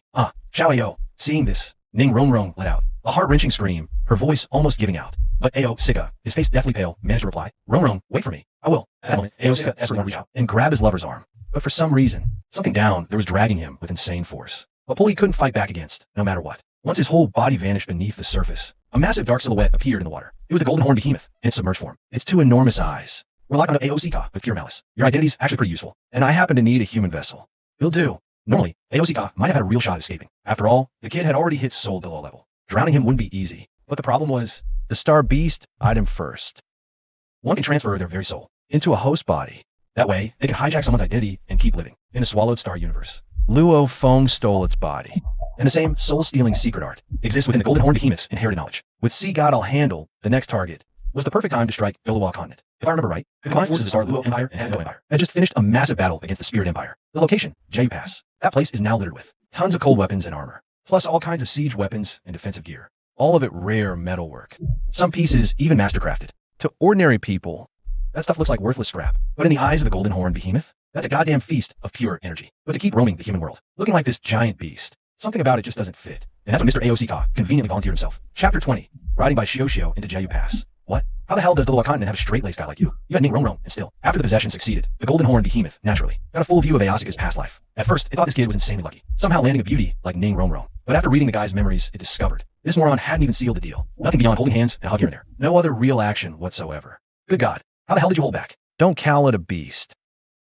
His body hides the soul of a transmigrator. While reading Aosika's memories, he's lost count of cursing this kid's family. What a pathetic loser. If it were me, the kids would already be born. Ning Rongrong has the body, the face, and such a gentle personality. And her family background? Top tier. This kid spent all that time with her, and never even sealed the deal. Couldn't even manage anything more intimate. Pathetic. You're getting possessed by me, and that's exactly why. The golden horn behemoth's mind is still clear. He won't maintain Aosika's identity for long. His primary mission is still cultivating his true body, making the golden horn behemoth's original form stronger and stronger. Based on the intel gathered so far, even if he tore through the entire Dolua continent and the divine plane, he'd max out at stellar level 3, entering the swallowed star universe at that level. He still might not be able to beat Luofeng. That kid has Babata backing him up after all. And while I'm growing here on the continent, Luofeng isn't exactly standing still over there. By the time I get there, Luofeng might have naturally grown to stellar level, or even universe level. No, I have to grow fast. Now, Metal. I need to devour massive amounts of metal. I need to find a way to fuse this Doloa planet into my inner universe. Only with enough power can I face my destined enemy with confidence. That golden horn behemoth that went to Blue Star back then was a fool. He had no idea how powerful Luophone really was. The guy had the Meteor Inc. star people backing him. And later on, he'd even get Zuo Shank's protection. The other behemoth? Flat broke. Unless you cultivate to a certain level and gain the behemoth world's respect, you have no backer at all. If you just barge into Blue Star recklessly, getting possessed would be the most likely outcome. That absolutely cannot happen. Even if I can walk all over Doloa continent, I still need to find every way possible to accelerate my cultivation. But it's not all bad here. Since the entire Doloa continent is an era of raging war, the metal smelting industry here is highly advanced. Take the recent Battle of Jeju Pass, for example. The three major empires deployed around 2 million troops. They say the ground was littered with broken weapons and shattered armor, plus countless siege weapons, and all kinds of scrap metal. The tonnage was beyond measure, and that AOC guy wasn't even on the front lines. They say there's even more weaponry left inside that pass. Perfect. If all of this gets devoured by the Golden Horn Behemoth, it might just push him straight to stellar level rank 2. This fighting is boring. If I disarm you all, wouldn't the world just be at peace? So in that sense, maybe all Doloa should thank the Golden Horn Behemoth. As for Ningrong, we'll go on that date after we've finished enjoying this feast. And if played right, maybe I can use Ayasika's identity to take Xiaowu for myself. Actually, Zhu Zhuqing isn't bad either. And that busted big sister, Lu Erlong, sis. Admit it, the Golden Horn Behemoth was getting cocky. But soon enough, something stirring on the sea surface caught his attention. It seemed to be a white figure bobbing up and down. It wasn't human. It was a demonic soul great white shark. Except this great white shark looked nothing like the others. It carried an air of nobility. It couldn't shake shift yet, but it gave off a strangely gentle and approachable feeling. This was Bai Xiao. Perhaps because of a brief glimpse before, this Bai Xiao had come along with Tang San and the others. And if the Golden Horn Behemoth remembered correctly, Bai Xiao should be one of the female leads. From the later arcs of Doloa, she was the princess of the demonic soul Great White Shark Clan. She transformed into a beauty. Even the original protagonist was stunned by her unearthly looks. Once Bai Xiao came close, and he got a clear look at her, the Golden Horn Behemoth issued a command directly. It was a kind of bloodline suppression and summons from the Deep Sea Demon Whale King's soul, ring, and bone. Even though the Golden Horn Behemoth was an outsider species, after devouring the Deep Sea Demon Whale King's legacy, and with a sliver of sea god's power in him, it made this Golden Horn Behemoth the closest thing to a sea god in these waters. The demonic soul Great White Sharks once served the sea god. So despite the overwhelming terror in her eyes, and every instinct in her body screaming to resist, Bai Xiao still, she couldn't help but slowly swim toward him. But this little princess was stubborn. She swam over reluctantly, muttering under her breath, "You monster. You took my mother and all the elders of my clan. What a joke." This little girl had made the Golden Horn Behemoth her mortal enemy. But as for this little fish's threats, the Golden Horn Behemoth couldn't care less. "Quit dawdling. Get over here now, or I'll send you straight to your ancestors." It was a death threat. A threat against a young girl not even 100,000 years old. Bai Xiao had been sheltered by her clan since birth. When had she ever faced such terror? Add to that the terrifying power radiating from him, and the absolute commanding tone in his voice. Bai Xiao had no choice but to drift slowly to the Golden Horn Behemoth's feet, trembling from head to toe. "Little girl, from now on, you're my servant. Do well, I'll reward you." Maybe early human form. After those words, the Golden Horn Behemoth's body rapidly shrank. Whoosh, a fusion of black and purple. Energy layered together. During the transformation, the Golden Horn Behemoth concealed its true form and switched to the Asika avatar. Then, without caring whether Bai was willing or not, the humanoid beast climbed right on her back. "Huh, your mother used to be the sea deity's mount. Today, you'll serve me well." Asika laughed maniacally, his twisted expression and conformed features completely shattering the image of that old Uncle Sausage. Humiliation surged through her, but fear outweighed it. Under the crushing weight of his aura, Bai Xiao lowered her head and slowly moved her fins, swimming toward the port of Doloa continent. Chapter 21. Plundering Jeju Pass, Golden Horn appears. It was a foggy morning. Jeju Pass was silent after the brutal fight. Countless restless souls remained unburied. Crows and vultures covered the field. The bodies of common soldiers couldn't be cleared in time. Both sides were still locked in a tense standoff. Only those ranked squad captain or above were buried first, perhaps due to some unspoken agreement, whether from the Heaven Do Empire or the Spirit Empire. Special recovery teams came to collect the dead, even when they ran into each other face to face. At most, they just back off a few steps and go their separate ways. Honestly, this so-called conflict is completely pointless. It's nothing more than a grudge between a few big shots, like the Empress of the Spirit Empire, for example. It's a personal vendetta between BB Dong and Tang San. Women hold grudges better than anyone alive. Deep down, everyone knows it. And once a woman's ambition gets unleashed, it becomes the most terrifying force on Earth. There are even rumors that BB Dong held this to win back Xiao's heart, so she stirred up this whole mess. "Captain, the other side seems unusually quiet today. Those bastards from the Empire, the Shrek Academy crew, haven't shown their faces in days. There are a dozen soul sages using a thick fog cover. They're coming to retrieve a cavalry captain's body today, but it's been almost a week since the battle ended. In conditions like this, the corpse has long since rotted. Identifying him would be a real problem. So, after some deliberation, these Spirit Empire bastards came up with a brilliant plan. A way to finish the mission and pocket the reward money. Just find a decomposed corpse. As long as the body is roughly the same, it works. Then piece together some armor scraps. Even his own father couldn't tell the difference. Keep it down, you jinxes. Those Shrek Academy lunatics. I don't want to run into them. After that last major battle, the names of those Shrek Academy monsters are legendary. Especially Tang San. That bastard nearly killed the Empress of the Spirit Empire. We all thought that was the peak. But then Tang San's father, Tang Hao, showed up and blew our minds even harder. One hand strike sent the Spirit Empire's second worshipper, that level 98 golden crocodile, crawling on his knees. Now the Shrek 7 monster's reputation has literally become the Spirit Empire's worst nightmare. Yeah, I'm still sure belt. Any of you got suggestions? These guys are clearly sweating bullets out of guilt. Luckily the battlefield is chaotic enough. Just grab any random gear lying around. But just as they were about to head back, something unthinkable happened. They watched as all the scattered weapons and equipment suddenly started floating. Not just one or two pieces, everything.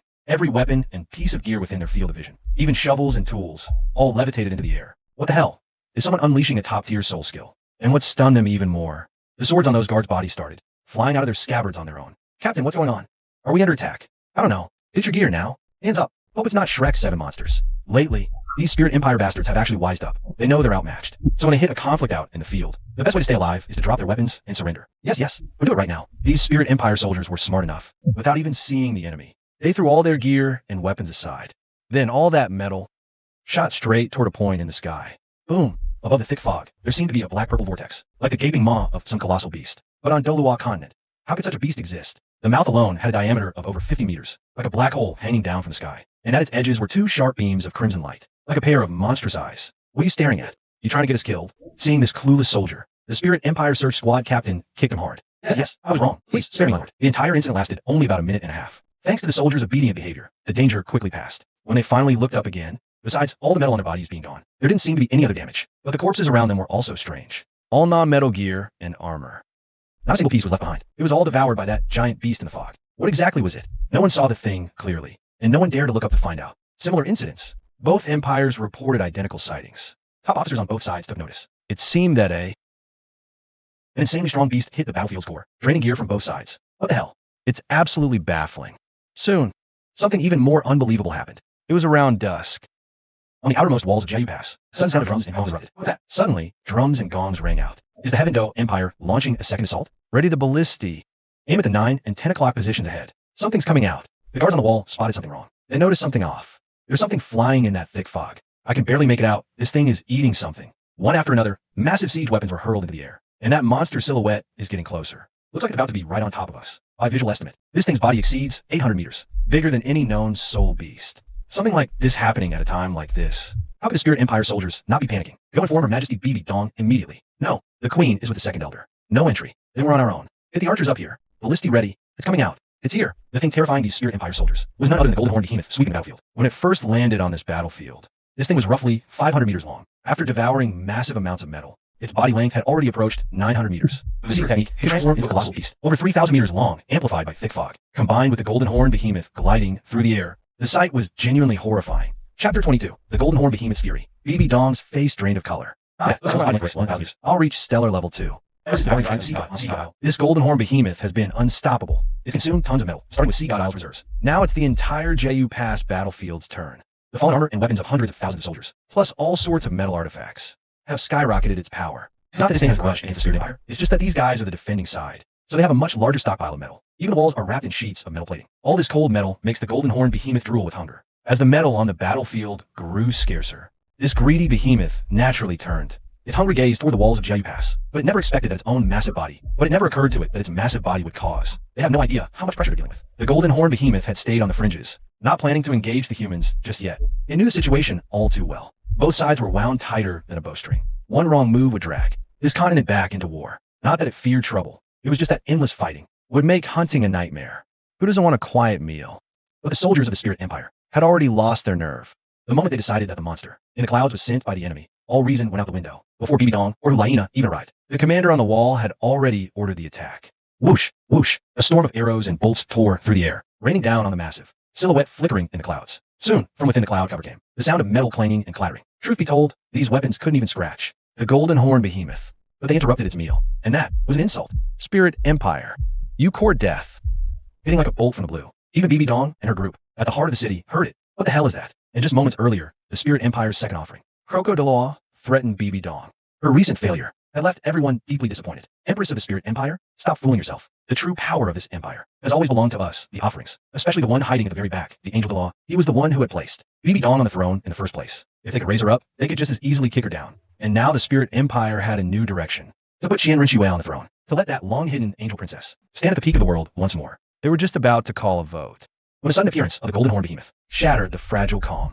By the time Bibi Dong and the others arrived, they saw a colossal beast sprawl atop the wall, their massive siege engines dangling from its jaws like toys. This monster was 900 meters long. A casual hop was enough to clear the city wall without effort. But what stunned everyone was that this savage-looking beast showed zero interest in the soldiers. It just kept devouring every kind of metal in sight, even the gear still on their bodies. One casual inhale from this golden horn behemoth. Even your personal bronze mirror was taken away. How terrifying. Where the hell did this monster come from? You dare act up in front of me. Demon subduing Doloa? Soon, demon subduing Doloa and Xianjun Doloa arrived. These two brothers had identical spirits. Both were coiling dragon staffs stretching hundreds of meters. And when the two stacked together, they could unleash an unimaginable, world-shaking power. Nothing survived their path. But the moment the brothers released their spirits, the golden horn behemoth, which had been chasing soldiers along the wall, it whipped its head around, eyes blazing with hunger. It was like spotting a rare feast. Well, finally, the main course. Who would have guessed? This golden horn behemoth could actually speak human tongue, and right out in the open. But these two staff-wielding brothers clearly had no idea what it meant.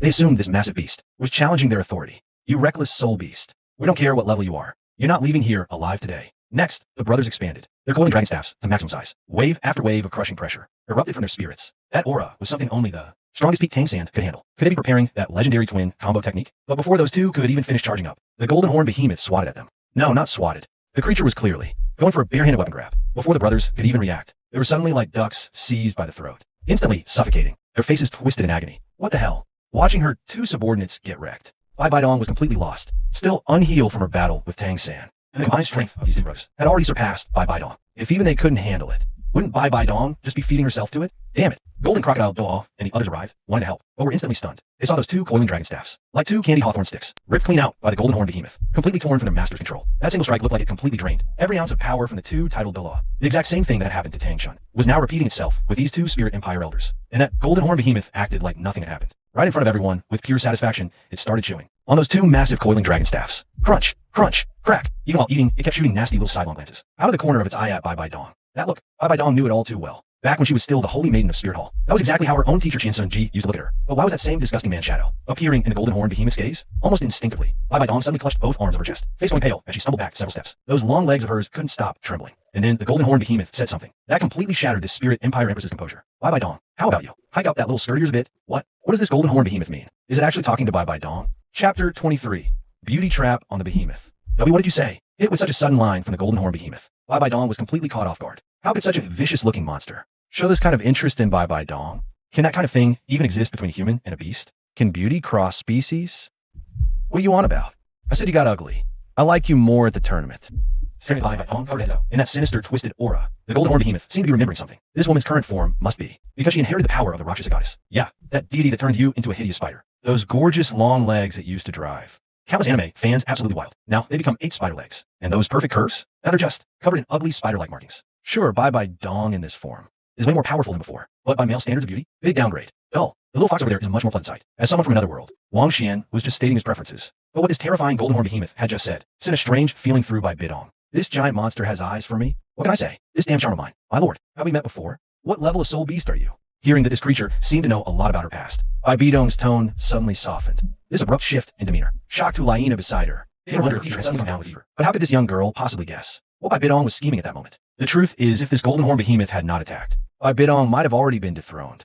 Spirit Empire would back Qian Rinxue fully, and this defeated empress could step down for good. Did you really think Crocodile Billup brought those worshippers along to help Bai Bidong? Wrong. Dead wrong. They came to clear the path for that angel princess. And at this point, Bai Bidong no longer forced to bow and accept fate.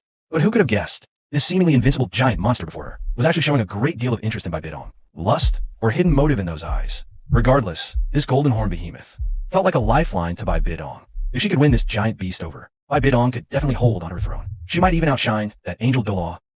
You could say we're acquainted. I've admired you for a long time, but right now, you are a huge disappointment to me. After completely devouring the 2 coiling dragon staves, demon subduing Dolaw and 1,000 June Dolaw saw everything go black. They collapsed right on the spot. Meanwhile, Crocodile Dolaw and his 2 companions rushed over to hold them up, dragging both from the battlefield.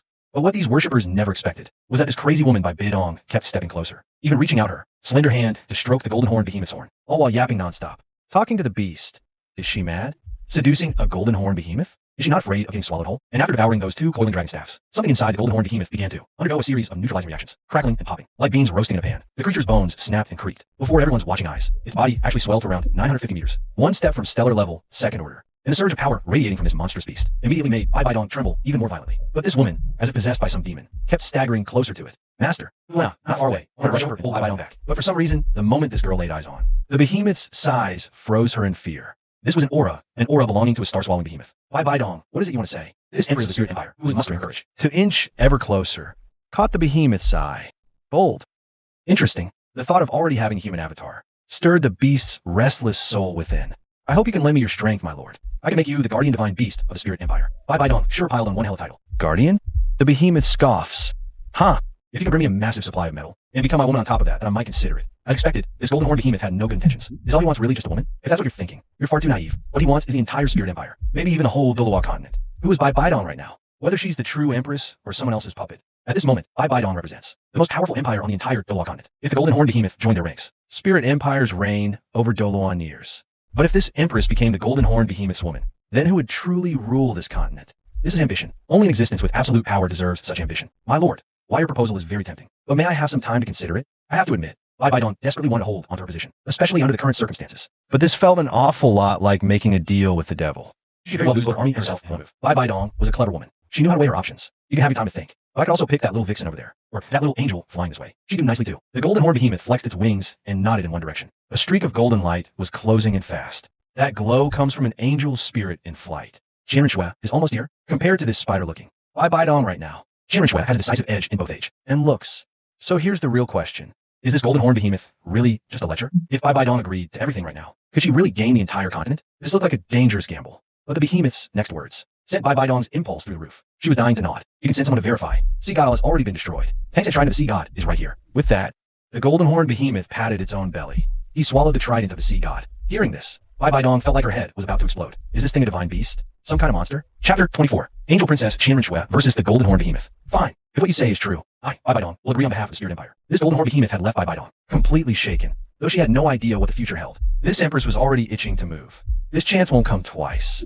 And after tonight, Bai Dong might well be stripped of her position. If that's the case, why not risk it all? And Bai Dong had a feeling. This golden horn behemoth, she could handle him. Even as she spoke, countless thoughts were already racing through Bai Dong's mind. This woman was even constantly probing for his true intentions. That form, it resembles some kind of ancient dragon. Legend says the beast deity was a giant dragon that lived for hundreds of thousands of years, wasn't it? Few have ever seen that dragon, but the Spirit Empire's secret archives clearly record those super spirit beasts exceeding 100,000 years in level. This creature's power might even surpass the beast deity if she could truly forge an alliance with it. What would be so bad about becoming the Dragon King's bride? Isn't that just how dragons are? A dragon sire's 9 offspring, each one totally different. Dragonkind can't resist beauty. Human women, especially. In some legends, a dragon wouldn't hesitate to snatch a human princess. Clearly, Bai Dong sees the behemoth that way now. But who could have seen this coming? That angel princess actually showed up on the battlefield. By my estimate, this little brat should have only just finished the 8th trial of the angel deity. Is the situation really that desperate? Truth is, the golden horn behemoth might not realize this yet, but because of its sudden arrival, the entire Doloa continent's timeline has already shifted. Some things just aren't the same anymore. Take tonight's assault, for example. It just turned 2 of Spirit Empires, titled Doloa powerhouses into complete wrecks, and it knocked out all 3 outermost defense lines on Spirit Empire's walls. Every piece of metal on this side went straight into its gut. If the Heaven Do Empire had attacked at that moment, stopping them was hopeless, though never possible anyway, because the Shrek 7 monsters had already been devastated. Tang San lost the trident of the Sea God. Only 6 of them even managed to regroup. Ao's God vanished without trace. So isn't it perfectly reasonable that the Angel Princess came out of seclusion early? I object. Spirit Empire is not run by one woman's whims. Jinren Shui really is stunning, especially framed by those golden angel wings. That snow white skin, that killer figure, and that ice cold face. My God, even more beautiful than the anime depicted. Seeing this, the golden horn behemoth quickly shifted its gaze away from Bai Dong, which made the Empress look incredibly awkward. Jinren Shui is young. She doesn't understand how these old men think, but Bai Dong clearly sensed it. The uncertainty radiating off this golden horn behemoth. If they don't give this beast some real incentive, they can't keep it leashed.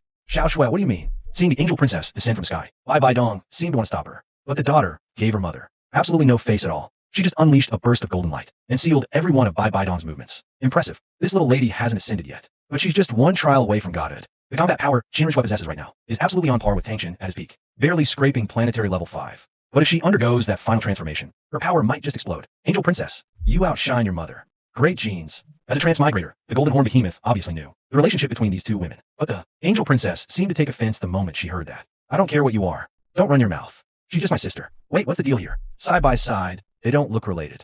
More like sisters. But saying that right in front of Bai Dong's face, that's a low blow. Angel Princess, are you here to stop me? Of course. I'll stop any enemy who tries to harm the Spirit Empire. Huh, let's hope your angel sword tastes better than Tang San's Sea God trident. The thing that attracted the golden horn behemoth most to Jinren Shui wasn't that stunningly beautiful face. It was that golden set of angel armor and that sacred angel sword in this girl's hand. To ordinary people, it's just a cold divine artifact. But to the golden horn behemoth, it might as well be a deep-sea delicacy. He was irresistibly drawn to it. He wanted to devour, wanted to absorb. Tell me, what did you say? You defeated Tang San? Hearing about her old rival made Jinren Shui freeze for a moment. Tang San really is this angel princess's inner demon in the 9th trial of the angel. She'll have to face it all eventually.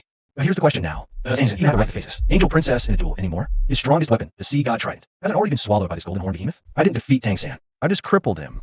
You'll understand when you see her next time. As the angel princess drew closer, The pull of the angel sword on the golden horn behemoth grew stronger and stronger. The angel deity is a first-ranked deity of the divine plane, and this angel sword has been passed down through generations. Passed down, it's full of lingering auras. To the golden horn behemoth, this was like a plate of fresh seafood. The wasabi's already been dipped for you. It's being served right to you on a platter. How could you refuse? You monster. I feel sick just looking at you. I will judge you in the name of the angels. Perhaps influenced by the darkness in her own heart. This angel princess was being a little too eager for results. No matter. They'd fight sooner or later. The behemoth didn't expect her obedience. Hand over the weapon in her hands. What are we wasting time for? Come on. Show me your angel. With those words, the golden horn behemoth spread its black wings and lazily floated into the sky. Truth be told, it was feeling a bit conflicted. It wanted to taste the flavor of the angel sword, but it didn't want to hurt the little beauty in front of it. The angel princess, however, had no such concerns. As the saying goes, a newborn calf knows no fear of the tiger. One after another, sacred soul rings burst forth from this woman's body, combined with a golden light descending from above. A golden angel silhouette appeared behind Qianrenchue. Face judgment, you ugly monster. In response, the behemoth shot back. I may be ugly, but I'm gentle. Chapter 25, The Beast. That made Qianrenchue cry. Why you? Hearing the behemoth's perfect comeback, Qianrenchue's expression turned strange. One could even say those words hit this ice queen's funny bone. But this was supposed to be a life or death moment. It was awkward. Yet the angel princess forced down the urge to laugh. She raised the angelic holy sword high above her head, and with a massive glowing figure behind her, slashed down fiercely. 8 soul skill, angelic holy sword. Well, it seems the beautiful angel princess was still holding back. Or perhaps this girl was simply very confident in her own power. But the golden horn behemoth across from her was even more direct, facing that descending blade of light. This creature actually made no attempt to resist. It simply did something utterly inconceivable. The massive beast opened its mouth wide with glee and used its fong-filled Modicatcher 8 soul skill head on. The foul stench pouring from that mouth. The sight instantly made this haughty, angelic beauty furrow her brow. This filthy beast. Allow me to purify you with the radiance of the angels. Honestly, if this angel princess just looked at it from another angle, she'd see it differently. Why don't you just say, this golden horn behemoth in front of you is happily waiting for you to feed it? Crunch, crackle, sizzle. This is the bite force of stellar level, star-swallowing behemoth. Forget Qianrenchue not yet becoming a god. Even if this angel princess did break through level 100, still weaker than the star-swallowing behemoth's bite. What's going on? The brutal scene you imagined didn't happen. The beautiful angel princess suddenly realized she was wrong. She had vastly underestimated the power of the beast before her. After being clamped in its jaws, that golden greatsword forged from angelic power didn't budge a single inch. Faintly, a sound like grinding teeth could be heard. Crunch. Crack. A chilling sound, but also nerve-wracking. If a blacksmith were present, upon hearing the sound, they'd immediately make a judgment. That's the sound of metal cracking from within. Thanks to the Archangel's power, the angel princess's attack, just now, had essentially condensed into a true holy relic. And the golden horn behemoth absolutely loves this stuff. What happens next? Simple. First cracks form where the jaws clamp down. Then most likely it snaps clean in two. The golden horn behemoth was quite merciful. After all, back when he used to binge watch dramas, he was a fan of this angel princess too. But when it came to the flavor of this angel sword, the golden horn behemoth simply couldn't resist. If you forced him to choose between a beauty and a delicacy, he could only painfully pick the latter. You shwe, the sound from its clenched teeth.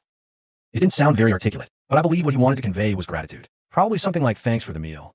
Up until now, this holy sword is the most delicious metal the golden horn behemoth has ever tasted in the entire Dolua continent. Far more delicious than that trident of the sea god from before. Like eating rough grain all your life then. Someone puts a delicious cheesecake in front of you. You think the taste would be the same? By the time Qianrenchue realized what was happening, it was already too late. On that massive angel holy sword, obvious cracks had formed. And then, watching this beast before her, the black behemoth shook its head. Crack! Right in front of everyone. The angel princess's massive angelic holy sword was snapped in half. About 2/3 of the blade was now clamped in the golden horn behemoth's jaws. And then, in plain view of everyone, the creature started chewing on it with obvious relish, acting like it owned the place. What the hell? At this moment, the one in shock wasn't just the angel princess. Even level 98 golden crocodile couldn't believe his own eyes. How is this possible? This was the legendary angelic holy sword, one of the most supreme weapons on the Dolua continent. How could it feel like a damn sandwich cookie inside this golden horn behemoth's mouth? And clearly, one cookie wasn't enough. That section, nearly 200 meters long, disappeared in just a few quick bites. After finishing, the creature's eyes darted around greedily, knocking on the broken sword still in Qianrenchue's hand. It even crooked a claw at the little lady. I wonder how that armor of yours tastes. How about letting me have a small piece? The stellar level golden horn behemoth already possessed immensely powerful psychic force. The beast simply crooked its right claw, and that was enough to draw a shriek from the angel princess. What are you doing? It got the golden armor on Qianrenchue had come loose. It wasn't a sensitive spot, just a pauldron on her right shoulder. It flew off without warning, wobbling in midair as it drifted toward the golden horn behemoth's open mouth, but doing that without so much as hello. Isn't that a little too rude to a beauty? The angel princess's snow white shoulder was now fully exposed to the air. Her golden hair cascaded like a waterfall, swaying gently in the breeze. Utterly enchanting, but apparently some nerve had been triggered, because the angel princess let out a piercing scream. It startled the golden horn behemoth into stopping its antics. It used its psychic force to guide the pauldron back into her hand. Qianrenchue snatched the pauldron at once, putting it back on. As she did, she turned away, leaving her beautiful back to the golden horn behemoth. Wait, why are that girl's shoulders trembling? Due to the golden horn behemoth's massive size, its vision was naturally much wider. It clearly saw that. Angel princess, who had turned away, seemed to be wiping tears. Oh no, what now? You've made the angel princess cry. A beauty shedding tears. How pitiful and heart-wrenching. Immediately, a wave of guilt surged up in its heart, causing this gluttonous golden horn behemoth's appetite to instantly plummet to freezing point. Who is Qianrenchue? Whether in the original Bilwa content novel or in all those transmigration and fanfiction stories, she is without a doubt the #1 goddess. Her popularity even surpasses Bai Bai Dong. But you filthy, ugly monster. You devoured her angel holy sword. Fine, whatever. But you actually stripped her armor without permission. You made such a beautiful princess unable to hold back her tears. What punishment do you deserve, Golden Horn Behemoth? You messed up badly. I didn't mean to. Your angel holy sword really is more delicious than Tang San's trident of the sea god. Oh my god. The behemoth meant to comfort, but blurted out a food critique at the worst time. Are you trying to flip the whole world upside down? Chapter 26. Bai Bai Dong invites me to stay till dawn. Ahem. Mr. Golden Horn Behemoth. Does our previous agreement still stand? This was an awkward moment. Fortunately, Bai Bai Dong stepped in just in time to defuse it. That angel princess turned her head, shot a vicious glare at the monster, then spread her wings and flew back. Originally, this angel princess had arrived here, full of confidence and ambition, but she never expected to be so utterly humiliated. Even her angel divine sword was almost fully devoured. Fortunately, this angel princess had not yet fully completed the 9 trials of the angel deity, so the broken sword still had a chance of being repaired. But the psychological trauma from this battle had already been deeply carved into the princess's heart. Too strong. Why does such a monster even exist? I should never have come out today. I shouldn't have bothered about that woman at all. She could have handled it perfectly well herself. Bai Bai Dong probably never dreamed. Her daughter was all talk, tough outside, soft inside. The reason this angel princess showed up here was mainly because she feared her mother couldn't handle them, but she refused to admit it. And look where that got her. A golden horned beast suddenly appeared. But looks like Bai Bai Dong can tame it. How she did it, no one knows. Only she knows the truth, and it shows. Bai Bai Dong's charm is truly unimaginable. The beast didn't chase Qianren Shui, nor bother anyone else. It just quietly landed on the city wall, barely 3 meters from this woman. That distance ensures no one can hear their conversation, because none dare get that close. Tell me how we'll cooperate. Too crowded here. Come find me tonight at this place. Better make yourself smaller. As she said this, the enchanting empress of the spirit hall even strutted a catwalk, swaying over to the golden horned beast. Whispered, we can keep each other company till dawn. Did this guy misunderstand something? But tonight can he use his newly acquired human avatar? Intrigued by that beautiful empress's seductive words, the beast plans to debut his human form early, wondering what the spirit hall his face will show when she sees AOC. Deal, we're set. See you tonight, don't miss it. But shouldn't you give me a token? Sure, how about my earring? Bai Bai Dong actually gave it. Tonight will be interesting. Meanwhile, at Jaiwan, while beauty meets beast, the Tiando Empire camp bustles with activity. After a restless journey, the Shrek 7 devils finally return. Well, 6 of them all wounded. What breaks their hearts most is AOC still missing without a trace. This is terrifying. Since Shrek 7 devils formed, through countless life and death battles, they never lost a member. But now AOC Ning Rong Rong cried the whole way back, fainting many times in tears. Tang San and Xiao Wu are badly hurt too. Xiao Wu has full body fractures. She needs long rest to recover. But Tang San's the worst off. His sea god trident was actually that damn monster swallowed it in one bite, right in front of everyone.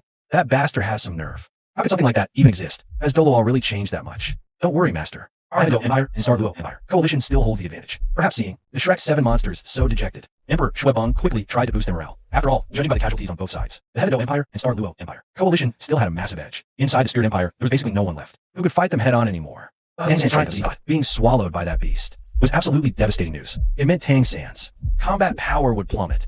If he was forced to face Bai Bai Dong head on next, things would likely end badly. What now? Your Majesty, we need time to recover. If the enemy attacks, the Clear Sky Clan will step in. Thankfully, with a massive Clear Sky Clan backing us, the enemy won't come looking for trouble anytime soon. So even if there's 1,000 things to say, let's wait until they have recovered first. No problem. I'll arrange rooms immediately. Wishing all a quick recovery. Heaven Do's young emperor probably still doesn't realize that the entire battlefield landscape has already undergone a massive shift. Soon enough, they'll understand that everything has changed. Neither Tang San nor Bai Bai Dong on the other side can dictate the fate of this continent anymore. This place will soon be a star-swallowing behemoth's playground. Even one day in the future, their entire planet might just end up as someone's meal. Of course, that's a story for later. No one knows what direction this continent will take next. At least from the current situation, the biggest beneficiary of all this is none other than Mr. Golden Horn Behemoth himself. After finalizing the deal with Bai Bai Dong, that colossal beast dove back into the clouds and vanished from everyone's sight in seconds. The Spirit Empire had plenty of aerial soul masters, but no one dared to pursue it. Just the sight of that Golden Horn Behemoth was enough to freeze their blood with terror. And at the center of the battlefield between the two armies, this place is now the temporary nest of the Golden Horn Behemoth. After absorbing the angelic holy sword, this monster's body length has reached 995 meters. What a damn shame. If it had devoured that angel princess's armor,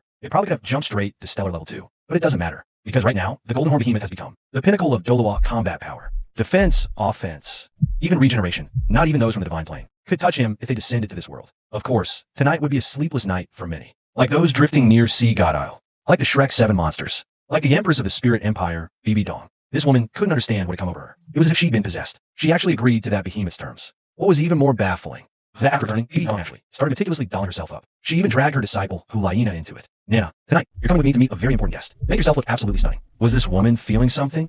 Did the behemoth's words trigger some kind of memory? Ask her, I heard the second offering is working this time. To remove you from power. Is that true? Compared to the whimsical Bibi Dong, the little fox seemed far more worried about the Empress's safety. After all, those titled law had overwhelming power on their side, and Bibi Dong was still gravely injured. If they forced her off the throne, well, things could get ugly. Chapter 27. I, Ao, Sika, first avatar of the Golden Horn Behemoth. Who the hell dares to trespass into JU Pass? You got a death wish? It was a pitch black night. Close to midnight. The guard at the east gate suddenly spotted a figure in black approaching. From Heavendoe? What's happening? Enemy recon? No, that doesn't add up. This bastard was strolling over in plain sight. But he didn't have any markings of a Spirit Empire soldier either. Just to be safe, at least 100 archers on the wall locked onto him. I'm a guest of your Empress. I strongly suggest you open this gate and let me in. After those words, the man raised his hand. His hand flashed with blinding gleam. He waved it right in front of those guards. The rank-and-file archers had no idea what it was, but the commanding officers only needed one glance. They instantly dropped to their knees. We greet the envoy. Please forgive us, envoy. We were blind fools. Open the gates. Hurry. Get someone sharp, and notify Her Majesty at once. No one knew what exactly was between Bai Dong and the man standing before them, but the fact that Her Majesty would entrust him with her personal token spoke volumes. This man's true status was absolutely beyond anything ordinary soldiers could fathom. Truth be told, the common soldiers of the Spirit Empire were terrified down to their bones. If the top brass ever changed hands, they'd be replaced just as fast, or worse, silenced permanently for security. So right now, everyone was united in one purpose. Earlier, Hulina, a holy maiden of the Spirit Empire, had already alerted every gate captain. Tonight, a guest invited by Her Majesty Bai Dong would arrive. They were told to keep their eyes peeled, and now here he was. Once inside, someone quickly guided him onto the main path. Then every guard tactfully melted away. They all understood this was a person of misfortunes, not someone common folk had any business facing, and tonight's meeting officially did not exist. The official line, no one entered, was also to keep it hidden from the import thieves, who had come from the inner region of the Spirit Empire. Everyone in the city was bound by shared interests now. Each person just had to do their part. Seeing no one else around, with only rows of ever-burning lamps guiding the way, Ao Sika directly pulled off his cloak. He strolled down the path, utterly at ease. Yes, this was the Golden Horn Behemoth's plan, to use his first avatar, Aosika's form, to walk among mortals. Ahead lay the cottage where he was to meet Bai Dong. At the entrance stood a stunning young beauty, fiery red lips, curves in all the right places, alluring and graceful in a miniskirt. Her long, porcelain white legs shimmered beautifully under the reflection of the starry sky. This was Hulina, the welcome gift arranged by Bai Dong. Before the little vixen even had time to react, Ao Sika was already strolling toward her with a playful grin. Then, before the shocked eyes, he raised his right hand. There, dangling, were Bai Dong's earrings. Why you're not from Shrek Academy? The little fox's jaw dropped so wide, you could fit a whole fist in there. I'm Aosika, and I'm also the Golden Horn Behemoth. Surprised? Didn't see that coming, did you? Hulina was completely speechless. No wonder the behemoth seemed to know their every move before. After we got back, Bai Dong analyzed it. Someone who knew us inside out had to be behind that monster, but she never imagined it would be one of the Shrek 7 monsters. It was beyond shocking. Maybe because in the Doloal world, they've never heard of possession. They don't even have a concept of avatars. So this whole setup was completely incomprehensible to them. But Bai Dong stayed composed, even behind that heavy door. She could hear everything happening outside. Nana, prepare some food and wine. Invite our guest in. Truth was, even Bai Dong's voice wavered. The true face of this Golden Horn Behemoth was rattling her more and more. Don't mind if I do. Though he wore Aosika's face, this guy was still the Golden Horn Behemoth at heart. That bold, unbridled personality hadn't changed one bit. With a light push of the door, he swaggered right in. And without a shred of courtesy, he marched straight up to Bai Dong, looking her up and down. The Behemoth's old perspective and this human perspective really were different. And tonight, Bai Dong had clearly put effort in her makeup, even going out of her way to show off those long legs. But after inheriting the Rakshas's power, this woman really had lost her old figure. TSK. I really can't stand the Rakshasa goddess's stench. What's so great about that spider bitch? And Wang Xin wasn't just being picky. After Bai Dong inherited the Rakshas's power, her looks and body took a nosedive. Even the anime version, after all the beautification, still got roasted by fans online. Wang Xin was one of them back then. And now, seeing Bai Dong's faded beauty in person, disappointment was written all over Aosika's face too. But Bai Dong just gave a soft, knowing smile. I never thought the one talking to me today would be a little scoundrel like you. Fess up. When did you start spying on me? I have to admit, Bai Dong is an incredibly charming woman. And tonight, this Empress of the Spirit Empire is going all in. She's braced for anything, would give up all, if it means securing a deal with that terrifying Golden Horn Behemoth. Because in Bai Dong's eyes, this Golden Horn Behemoth is her lifeline.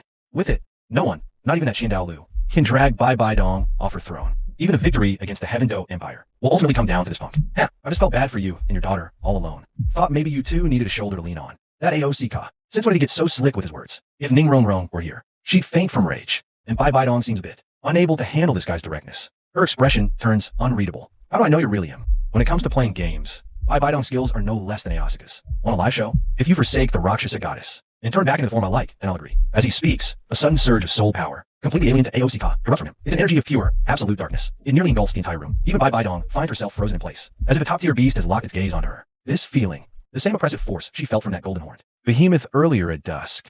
Could this kid called Ao Sika really be? Chapter 28. I persuade Bai Dong to turn over a new leaf, provoking the Rakshasa goddess. Why you? You really are him. The old saying goes, a master reveals himself with a single move. A woman as powerful and as sharp as Bai Dong would of course sense this power. But this woman never imagined that this kid from Shrek Academy was hiding this much. Why had Bai Dong never noticed this young man before? This is terrifying. Everything Ao Sika had shown before. This is already blown past anything this woman could have imagined. Even that Rakshasa goddess she once witnessed probably wouldn't stand a chance against this monster. So do we have a deal? Ready to take my advice? Go back to being that beautiful version of yourself. Honestly, looking at Bai Dong like this, Ao Sika actually found it a little hard to strike. But he's not the type to freeze up at the sight of a woman. Besides, for the Golden Horn Behemoth right now, the metals on this planet are far more appealing. If there were truly a woman who fit, Ayasika's current standards of beauty, that angel princess from before would be one. That little fox outside barely makes the cut. Though compared to Ningrong, well, anyway, this Bye-Bye Dong who inherited the Rakshasa legacy is definitely not Ayasika's type. The original version might have had some appeal. That, I'm afraid I can't agree to. After all, I already accepted the Rakshasa inheritance, even though something deep inside made Bye-Bye Dong desperately want to accept the Golden Horn Behemoth's offer. She didn't dare. That Rakshasa deity is no saint.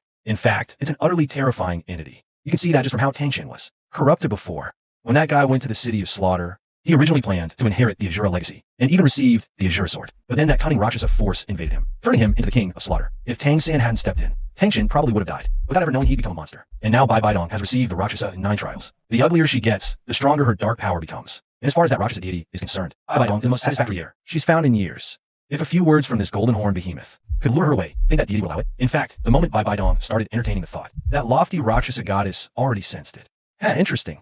Someone trying to poach my follower? Even from the divine plane, the Rakshasa goddess is no pushover. This woman doesn't give a damn about the rules of the divine plane. She secretly descended to the mortal world more than once, to wreak havoc exactly as she pleased. And just now, AOC Ka had been, after all that persuasion, they've pissed her off. No warning at all. Even Bye-Bye Dong got no heads up. A wave of dark energy slowly descended upon the skies above Jelly Pass. This sudden surge of dark power was instantly sensed not just by the two present. Even the golden crocodile Doan noticed. But just as those few were about to step out and check the situation, a warning hit them right in their minds. Divine affairs in progress. All relevant parties, back off. It was a voice that sounded rather alluring, yet chillingly cold. Even at level 98, those words made his body jolt violently.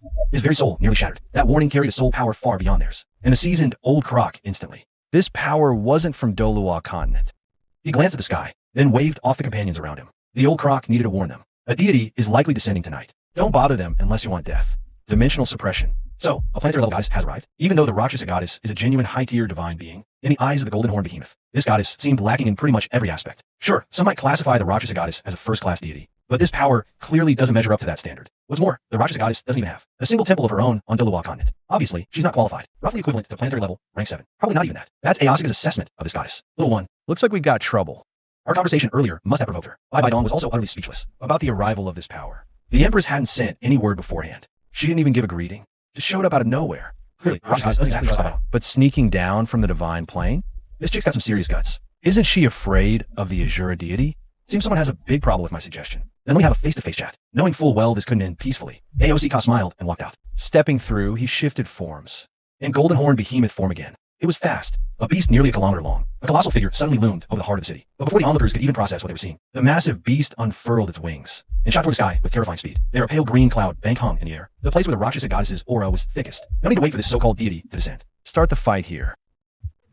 It doesn't do hesitation. So it's you little freak. You're the one poisoning my believers against me? The Rakshasa goddess had already sensed the behemoth's power from afar. Through the energy link transmitted by Bye-Bye Dong, this distant goddess was able to get a read on the behemoth's baseline power in real time. Yeah, it's me. What? You needed to ask. And damn, you're ugly. The so-called Rakshasa god before him was, bluntly speaking, just a giant-ass spider. It clutched a death scythe in its hands, its entire body encased in emerald green armor. Any normal person seeing this, terrified stiff. Unable to move, purely out of primal terror. But in the Golden Horn Behemoth's eyes, utter indifference. Utterly ordinary and unremarkable. Listen, brat, I don't care if you're soul beast or human. You're dead today. As a lofty first-class deity, being called ugly by some beast she'd never even seen before was the ultimate humiliation. The moment those words registered, the Rakshasa goddess was itching to swing her scythe and carve this black, ugly abomination into 1,000 pieces. But why? Why wasn't the Golden Horn Behemoth afraid of a first-class deity's true form? Its eyes even blazed with excitement, like a starving man eyeing a feast, laid out just for him. CH-29, Horn versus Rakshasa. You think that pathetic power is enough to beat me? Watching the Rakshasa goddess rage and roar, a savage grin spread across the Golden Horn Behemoth's face, as if it had just heard. The funniest joke in the universe. What's going on? Does this thing seriously not give a damn about the Rakshasa goddess? You know what? It really doesn't. The Golden Horn Behemoth is behemoth from space. It is not. This world's level 100 can't create deities. Its rules don't apply to that thing at all. The so-called goddess before it, the only things about her. Golden Horn Behemoth wants 2 things, that demon scythe, and her full set of dark green armor. Sure, this Rakshasa goddess is pretty weak, but her gear is top tier. That's all deity-grade equipment. Even swallowing a tiny piece would absolutely push this Golden Horn Behemoth's power to stellar level 2. So no matter how furious she gets, in the Behemoth's eyes, she's just food. And this so-called Rakshasa goddess is ugly as hell. Even Bye-Bye Dong's ugliest transformation state looks better than this. Insolent brat, you'll pay for those words. Even though she couldn't see through this massive black monster. Out of divine pride, the Rakshasa goddess unleashed an unimaginable power, the ancestral manifestation, a technique that rapidly expands the caster's body to colossal proportions, similar to when Qianren Shui launches her angelic attacks. That giant angel silhouette appearing behind her. This time, the Rakshasa goddess descends in person, manifesting as solid energy.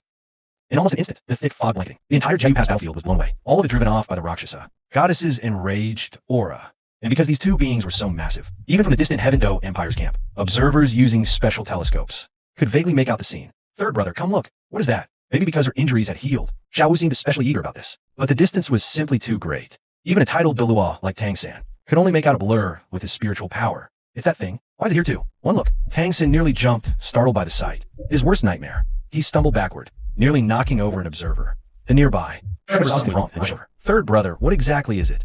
Their eyesight was too limited.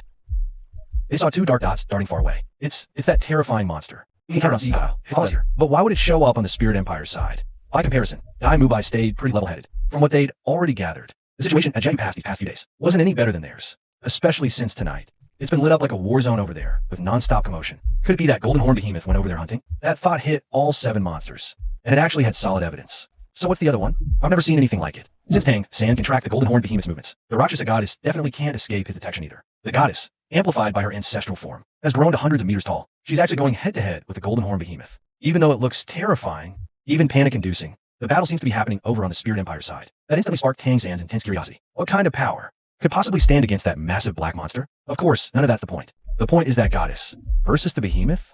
She's doomed. Turns out the continent has its own rules. Anyone who falls within this world's power system, whether a titled law or a divine envoy descending from above, is capped at level 100, meaning their power can only be pushed to that absolute limit. At best, they can channel all their strength to equal level 100. Because of that, the Rakshasa goddess can't bring her full advantage to bear. She's fighting with one hand tied behind her back, but the golden horn behemoth, across from her, it faces no such restriction. Its genes, its bloodline, have long since transcended the laws of this world. On Doloal with enough resources, this terrifying star-swallowing behemoth will keep evolving without end. Rakshasa goddess, 2 choices. Undo the 9 trials, or don't bother going back at all. Now that's dominance. Doloa's first. A mortal dares to threaten a deity. Not just any deity, a legendary first-class deity. As for Bibi Dong, she'd already been scared out of her wits, frozen in place like an idiot, completely at a loss for words. This battle was already way beyond Bibi Dong. A fight at this level, no one else could even participate. Just their speed alone was impossible to follow. The sparks from their collisions, the blur of their figures crossing paths, it felt even more insane than the special effects in an Ultraman movie. To an ordinary person, the golden horn behemoth might have looked like it was just casually swinging its claws. But in reality, they'd traded countless blows before that. Weak. So damn weak. You might just be the most pathetic first-class deity I've ever run into. According to the Golden Horn Behemoth's original calculations, these so-called first-class deities should have been roughly equivalent to third-tier stellar level experts in Swallow Star universe. But as the fight dragged on, this terrifying monster suddenly realized it had seriously overestimated the gods of this world. Take this Rakshasa goddess in front of it, for example. Even if she went all out, her attacks landing on the Golden Horn Behemoth's body were nothing more than scratching an itch through a boot. Compared to that move Tang San once used, gone for good. They were outclassed.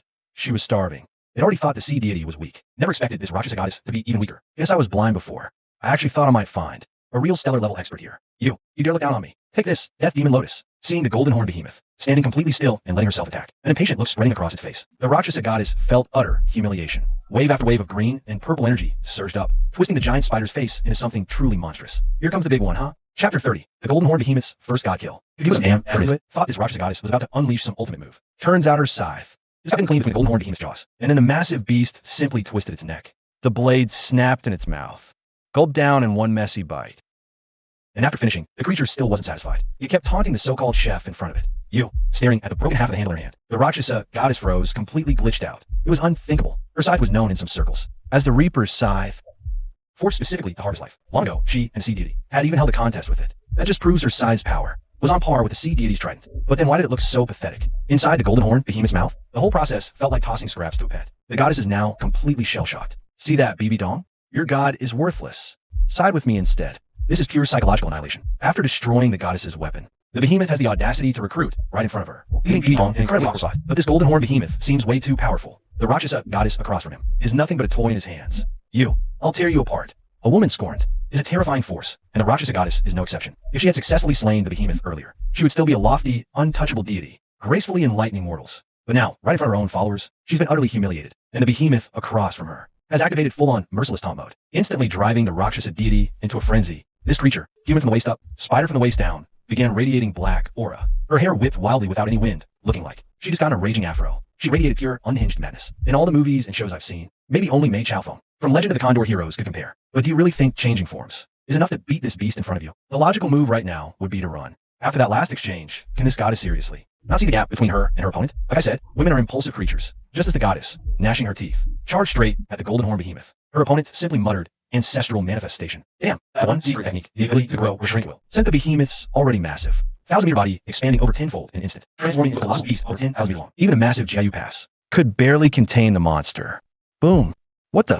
Of course, the Rakshasa goddess had no idea. His move caught her off guard. It was too late to stop. The 18,000 kilometers golden horn behemoth lifted its claw. With a simple shift of its weight, it effortlessly pinned the giant spider beneath its foot. Then, without giving the so-called goddess any face at all, it opened its impossibly massive maw. A terrifying suction force erupted instantly. Everything a Rakshasa goddess that had any trace of metal was ripped clean off her body. The broken half of her scythe, her armor, her earrings, her jewelry, even her hairpins, gone. And as those metals were devoured, Rakshasa goddess looked worse. The behemoth licked its jaws with satisfaction, smacking its lips, as if savoring the flavor. Interesting, it had a little extra kick. You're saying toxin, I presume? Of course. The Rakshasa goddess wielded dark energy and poison. But to the golden horn behemoth, those elements meant absolutely nothing. It was like adding a sprinkle of pepper to seafood, or a dash of hot and sour soup. At most, it was seasoning, a slightly different texture, nothing more. And after absorbing that power, the golden horn behemoth's body began to erupt with unimaginable energy. It was like liquid gold, or solar flares bursting across the surface of the sun. The energy kept exploding within its body, then flowing back through its limbs. The sensation of pure, absolute comfort washed over it. This was evolution. The golden horn behemoth had just become a stellar level 2, star-swallowing behemoth. But the one pinned beneath its foot, that Rakshasa goddess, she was screwed. Even with a divine body, she was suppressed within level 100.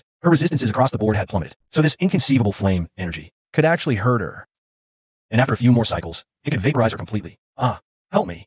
BB Dong. In her very last moment before death, this Rakshasa goddess had the absolute nerve to cry out to BB Dong nearby for help. How utterly pathetic. No, as the Rakshasa goddess's body crumbled into ash, BB Dong suddenly felt something inside her, some kind of contract dissolve. Then those sickly green and black, hideous shells began to slowly recede from the woman's body, revealing the soft, fair skin underneath. It's actually pretty simple. The Rakshasa goddess was destroyed. So the bond BB Dong had with the 9 trials of the Rakshasa god was severed completely. And with that, every trace of that deity's corruption faded away, including the mark that was threatening this woman's life. Looks like it was all part of the game. Same deal with Tang San and the 9 trials of the sea god. Fail the trials, and you get wiped out. Why? Because Tang San carries the sea deity's mark inside his body. Tang Shan's situation was no different. He blew past the time limit of the Azura deity's 9 trials. So even if the old ancestor of the Clear Sky clan, even if you haven't been killed by the golden horn behemoth, you won't live long. The moment time ran out, the Rakshasa mark would have detonated inside him without hesitation. Doesn't matter how strong you are. No one survives that. Back when the golden horn behemoth was pulling BB Dong away from the Rakshasa goddess, the empress of the spirit empire clearly hesitated. This was exactly why. Because once you become a follower of these so-called deities, there's no scrubbing that mark out of your body. You get one path and one path only, becoming their puppet on a string. You could say, the golden horn behemoth, in a way,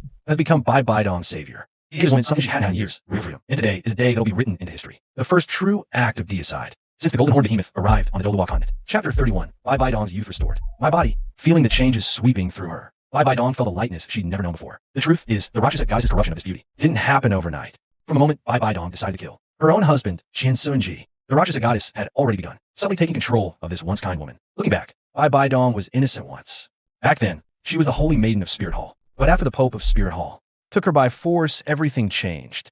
That pure heart was eaten away by darkness. Step by step, this beautiful woman became a puppet of shadow, all of it like a dream. Nearly 20 years gone in a blink. BB Dong once believed every choice was her own. But it wasn't until this moment that the queen of the martial spirit empire discovered her will have been controlled by someone else the entire time. Every time a flicker of goodness surfaced in her heart, the Rakshasa goddess would ruthlessly crush it. A woman once so kind, twisted into a venomous, bitter hag. Even BB Dong felt like the past. 10 odd years have been nothing but a dream. Master, who had not been at BB Dong's side all along. Of course, she could sense the change in someone so close to her. It was a complete transformation. Who could have imagined? A woman her age could radiate such youthful allure? Like she'd turned back the clock, restored to her prime. It felt like her vitality had come roaring back. What nonsense are you spouting, you brat? Even BB Dong hadn't expected such a change in herself. Turns out the mark the Rakshasa goddess left on her had been suppressing her true essence all along. But while the two women chatted, the golden horn behemoth wasn't listening at all. It had entered a profound, mysterious state. The transition from stellar level 1 to stellar level 2. Its entire body was being wrapped in a kind of golden liquid, like an enormous statue, frozen in place within Jiayu Pass. Even from far away, you could feel that unimaginable, overwhelming power.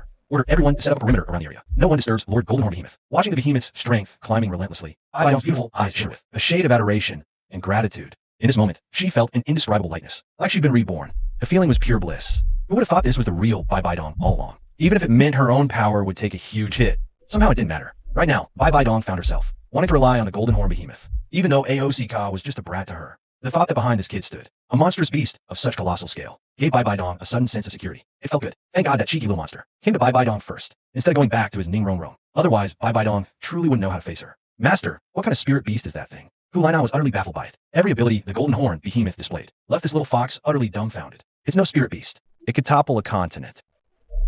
BB Dong's judgment was spot on. That woman even saw through the Golden Horn Behemoth's ambition. That thing isn't just here to chase skirts on the Dolawa continent. What he's after is the entire continent. But as they say, you can't wrap fire in paper. With all that commotion inside Jiayu Pass, there's no way the Heaven Do Empire across the way would notice. Besides, Tang San had already scouted the area with his purple demon eye.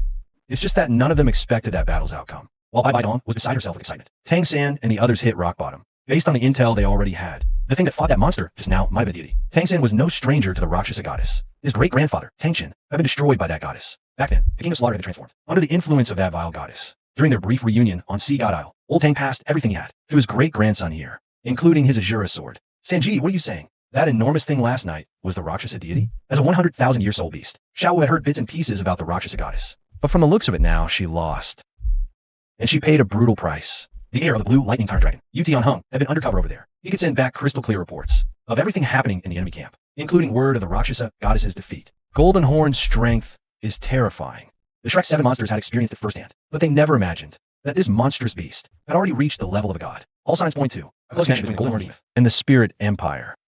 If those two teamed up to attack the Heaven Doe Empire, things could get worse than we ever imagined. How did it come to this? What do we do? Since returning from Sea God Isle, that Golden Horn behemoth has been Tang San and the others' nightmare. Facing that colossal creature, they learned what it truly means to fight a losing battle. They even lost one of their own. Right now, all our hope rests on this Azura sword. I need to study it carefully, because Sea God Isle was destroyed. The Trident of the Sea God was devoured by that thing. Sea Deity fell to Behemoth. Doloa lost all contact.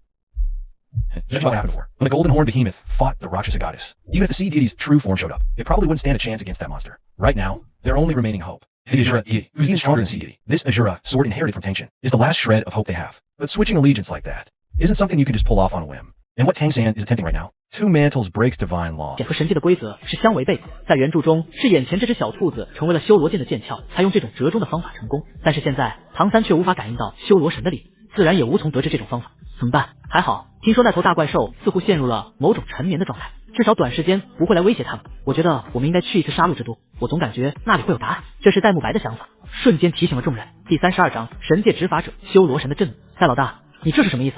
此刻的唐三已经不能够正常思考了，居然没有感觉到这里面的关系。当年唐晨之所以去杀戮之都，人家可不是去游玩的，因为杀戮之都正是当年修罗神在人间的道场，就像是海神岛对斗罗大陆的意义一样。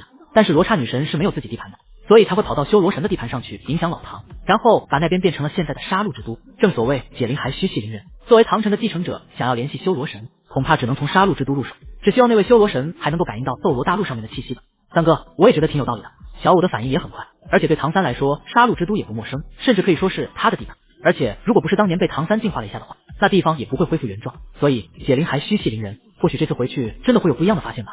听到了这些同伴的想法，唐三顿时眼前一亮，这家伙的头脑终于恢复清醒了。可能是由于之前的压力太大，所以才会导致现在的情况。但实际上，这个年轻人心里也很清楚，修罗神的力量肯定要比之前的海神强大太多了，否则那家伙也不可能成为神界的执法者吧。既然金角巨兽可以消灭掉罗刹女神，那想要与之对抗，就必须拥有超越一级神的力量。我们和你一起去。看见唐三再次恢复斗志，朱竹清他们也感到非常的兴奋，这才是整个团队的灵魂人物。但宁荣荣似乎有点心神不宁，看见大家都在举手表决，这个七宝琉璃中的小公主第一次唱反调，我就不去了，我怕小奥回来找不到路。这一直都是宁荣荣的心结。虽然大家都觉得没有希望，但是谁都不愿意捅破这扇窗户，毕竟没有任何迹象能够表明奥斯卡真的没。这种时候，不如让宁荣荣独处一下吧，或许能够有奇迹发生呢。那好吧，你就在这边休养一段时间，我们很快就回来。就像这句话之后，唐三就带着众人出发了。现如今的杀戮之都已经完全没有了当年的那种诡异的气息，可以说这里渐渐的已经恢复到了一个平常的城市。而且杀戮之都原本的那些居民有很多都是斗罗大陆上面的通缉犯，失去保护之后早就已经各自奔逃了，除了极少个别人留下来以外，基本上已经变成了一座空城。也不知道是不是唐三运气好，原本他的修罗剑似乎一点反应都没有，那就是一把冷冰冰的宝剑，算是老祖宗留下来的遗物吧。但是没想到，等他们刚刚来到杀戮之都外围的时候，这把宝剑却无风自动发出了嗡嗡嗡声音的鸣叫，这又是怎么一回事？莫非是这把宝剑感应到了什么吗？难道你是什么人？为什么会有我的传承之剑？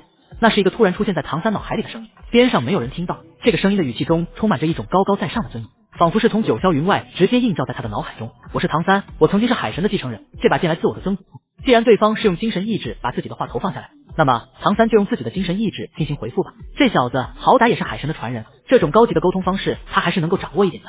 我知道海神在斗罗大陆上面遭到了重创，你知道是谁干的吗？很显然，神界和斗罗大陆之间肯定是有隔阂。如果没有特殊的通信方式，那些高高在上的大神是不会知道斗罗大陆上面到底发生了什么事。但是听得出来，这位修罗神大人的口气是非常的生气，和普通的一级神不一样。修罗神是神界的执法者，可以说他掌管着斗罗大陆和神界之间的关系。最近一段时间，这位修罗神绝对是焦头烂额，一个接一个的不好消息持续传过来。先是海神的分身在斗罗大陆上面遭到重创，就连他的道场都被毁灭掉。遇上这样的事情，碰见谁都会投诉的吧。而海神直接就找到了修罗神，把自己的愤怒传递了过来，但还没搞清楚海神到底是怎么一回事。就在昨天晚上，这修罗神又收到一个天大的消息，有一个一级神，就是那个罗刹女神私自下凡。原本这样的行为是会受到修罗神惩罚，但没想到这个私自下凡的罗刹女神居然会被一个人间的怪物给干掉，是那种从身体到灵魂完全毁灭的形式被干掉。也就是说，这个罗刹女神是没有任何机会复活。究竟是什么样的存在，居然会一而再再而三的挑战神的尊严？对于他们这些高高在上的家伙来说，这简直就是不可想象的。斗罗大陆对于神界来说只是一个低等级的位置，上面最强的存在不会超过100级，但就是在这个让他们看起来毫无威胁的世界，居然接二连三的发生了高等级天神被袭击的消息，现在甚至产生死亡了。而作为神界的执法者，修罗神似乎对这件事情完全无法掌握。现在好不容易碰到一个知情人，当然要好好的问个清楚。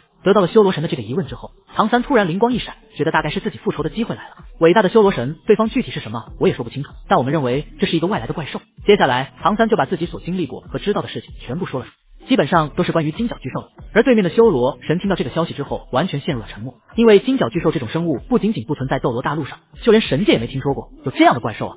当然，这也不能怪斗罗大陆上面的这些神孤陋寡闻。要知道，当年的陨墨星主人呼延博纵横宇宙6000万年，也只是见到了寥寥几只星空巨兽。像金角巨兽这样的存在，放眼整个浩瀚的宇宙，本来就是极其稀有的。所以，斗罗大陆上面出现一只，谁能想象得到呢？第33章，金角巨兽力挺比比东。你说的那怪兽在什么地方？我要派一支小队下来调查。这绝对是破天荒的头一回。为了寻找斗罗大陆上面一只稀有的怪兽，居然惊动了神界执法者。那位传说中的修罗神，居然要派一支神界的调查小队下来。不知道这件事情以前发生过没有？反正在斗罗大陆已知的历史中，从来没有存在过这样的记载。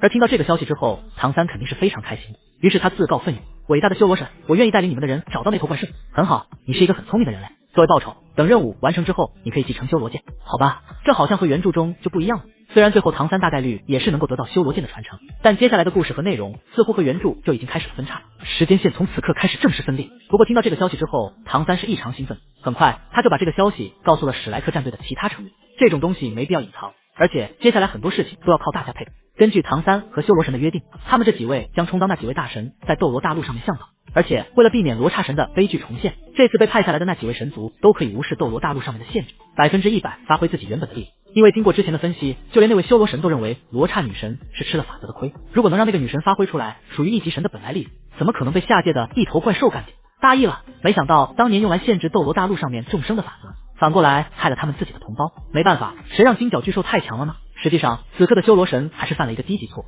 他明知道那头怪兽有拥有挑战一级神的实力，却依然没想到自己亲自下凡。这是傲慢与偏见吗？还是他觉得问题还不够严重，随便派几个人下来调查一下就知道了？没办法，这些神一直都觉得自己是高高在上的存在，根本就不会把普通民众当回事。他们从一开始就错误地判断了斗罗大陆的等级，也完全没有想到一头星空巨兽会是多么的恐怖。这或许也是某种无知吧。不过此刻的金角巨兽可管不了那么多，这家伙现在正沉浸在一种非常舒服的感觉，感受着身体中能量的不断膨胀。虽然不能说话，但却能够清晰地感知到周围的一切。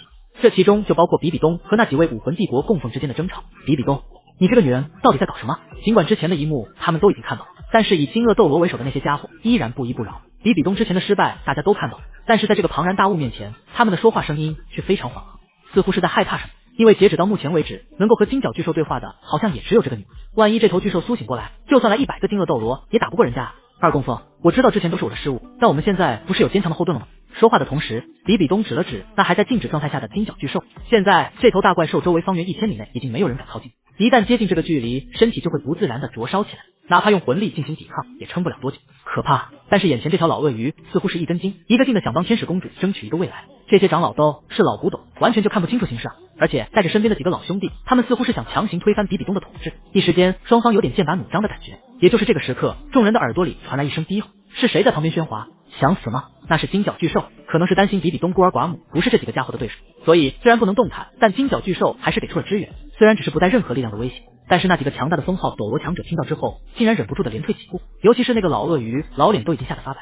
没想到比比东真的和这头大怪兽有联系，这个女人惹不起啊！而听到这句话之后，比东反而是一脸得意，还不由自主的在这几个老男人面前挺挺胸，显得底气很足的样子。我们走，这边的事情我们不管了。老鳄鱼这是要带着后援撤吗？并不是这家伙想放弃嘉陵关，而是被金角巨兽的一声低吼给吓破胆。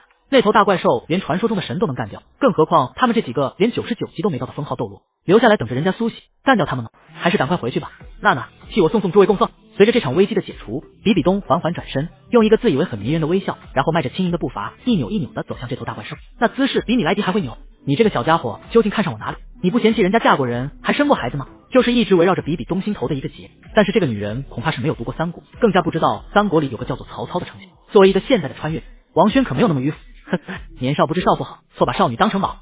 这是来自后世的一句网络用语，竟被这家伙给搬了出来。比比东这样的风韵犹存的妇人，如果换了当年的曹丞相，那绝对是欢喜的不得了。少女有什么好？矫情，脾气大，做什么动作都要教。而少妇就不一样了，你只需要一个眼神或者一个小动作，对方马上会明白你的心意，并且积极的做出配合，连你当老师的时间都省。而且在某些方面成熟的女人，肯定没有小姑娘那么难以搞定。大家都是成年人了，有些事情用不着多说吧。对于金角巨兽的回答，比比东先是惊讶的愣住，然后却情不自禁的低下头，脸都红了。坏小子，你还要多少时间升级完毕？怎么，女皇陛下是想让我品尝曹贼的快乐？什么曹贼？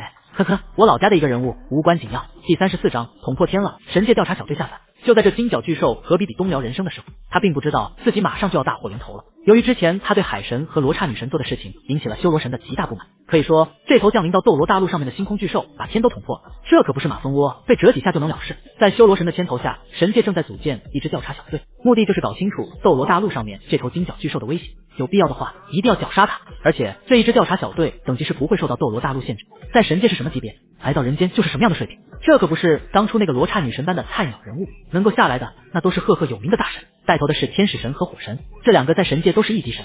接下来的是两个二级神，但都是赫赫有名的，一个是凤凰神，这家伙一直都是火神的跟班，战斗力超强，而且还拥有浴火重生的技能。另外一个是战神，据说这家伙一直都是天使神的追求者，这一次更加是打败了其他的竞争对手，得到了成为护花使者的资格，这是一个不可思议的强大阵容。神界一次性让这4个家伙下来，也是充分说明了他们对金角巨兽的重视。当然，这一切都是秘密进行的，除了唐三，就连史莱克七怪的另外几位都不知道这4个人的真实身份，只知道这4个家伙是从杀戮之都里面招募过来的，很强。这次修罗神也算是下了血本，直接给了这4个家伙无期限可以使用最上限的力量。这种整体战斗力，即使是把整个斗罗大陆翻过来一遍都可以了，前提是他们愿意联合。但事实上，这位修罗神还是小看了这4个同胞的私心。好不容易来到一次人间，这几个家伙怎么可能像机器人一样马上去执行任务？他们甚至对金角巨兽的一切信息表现得漠不关心。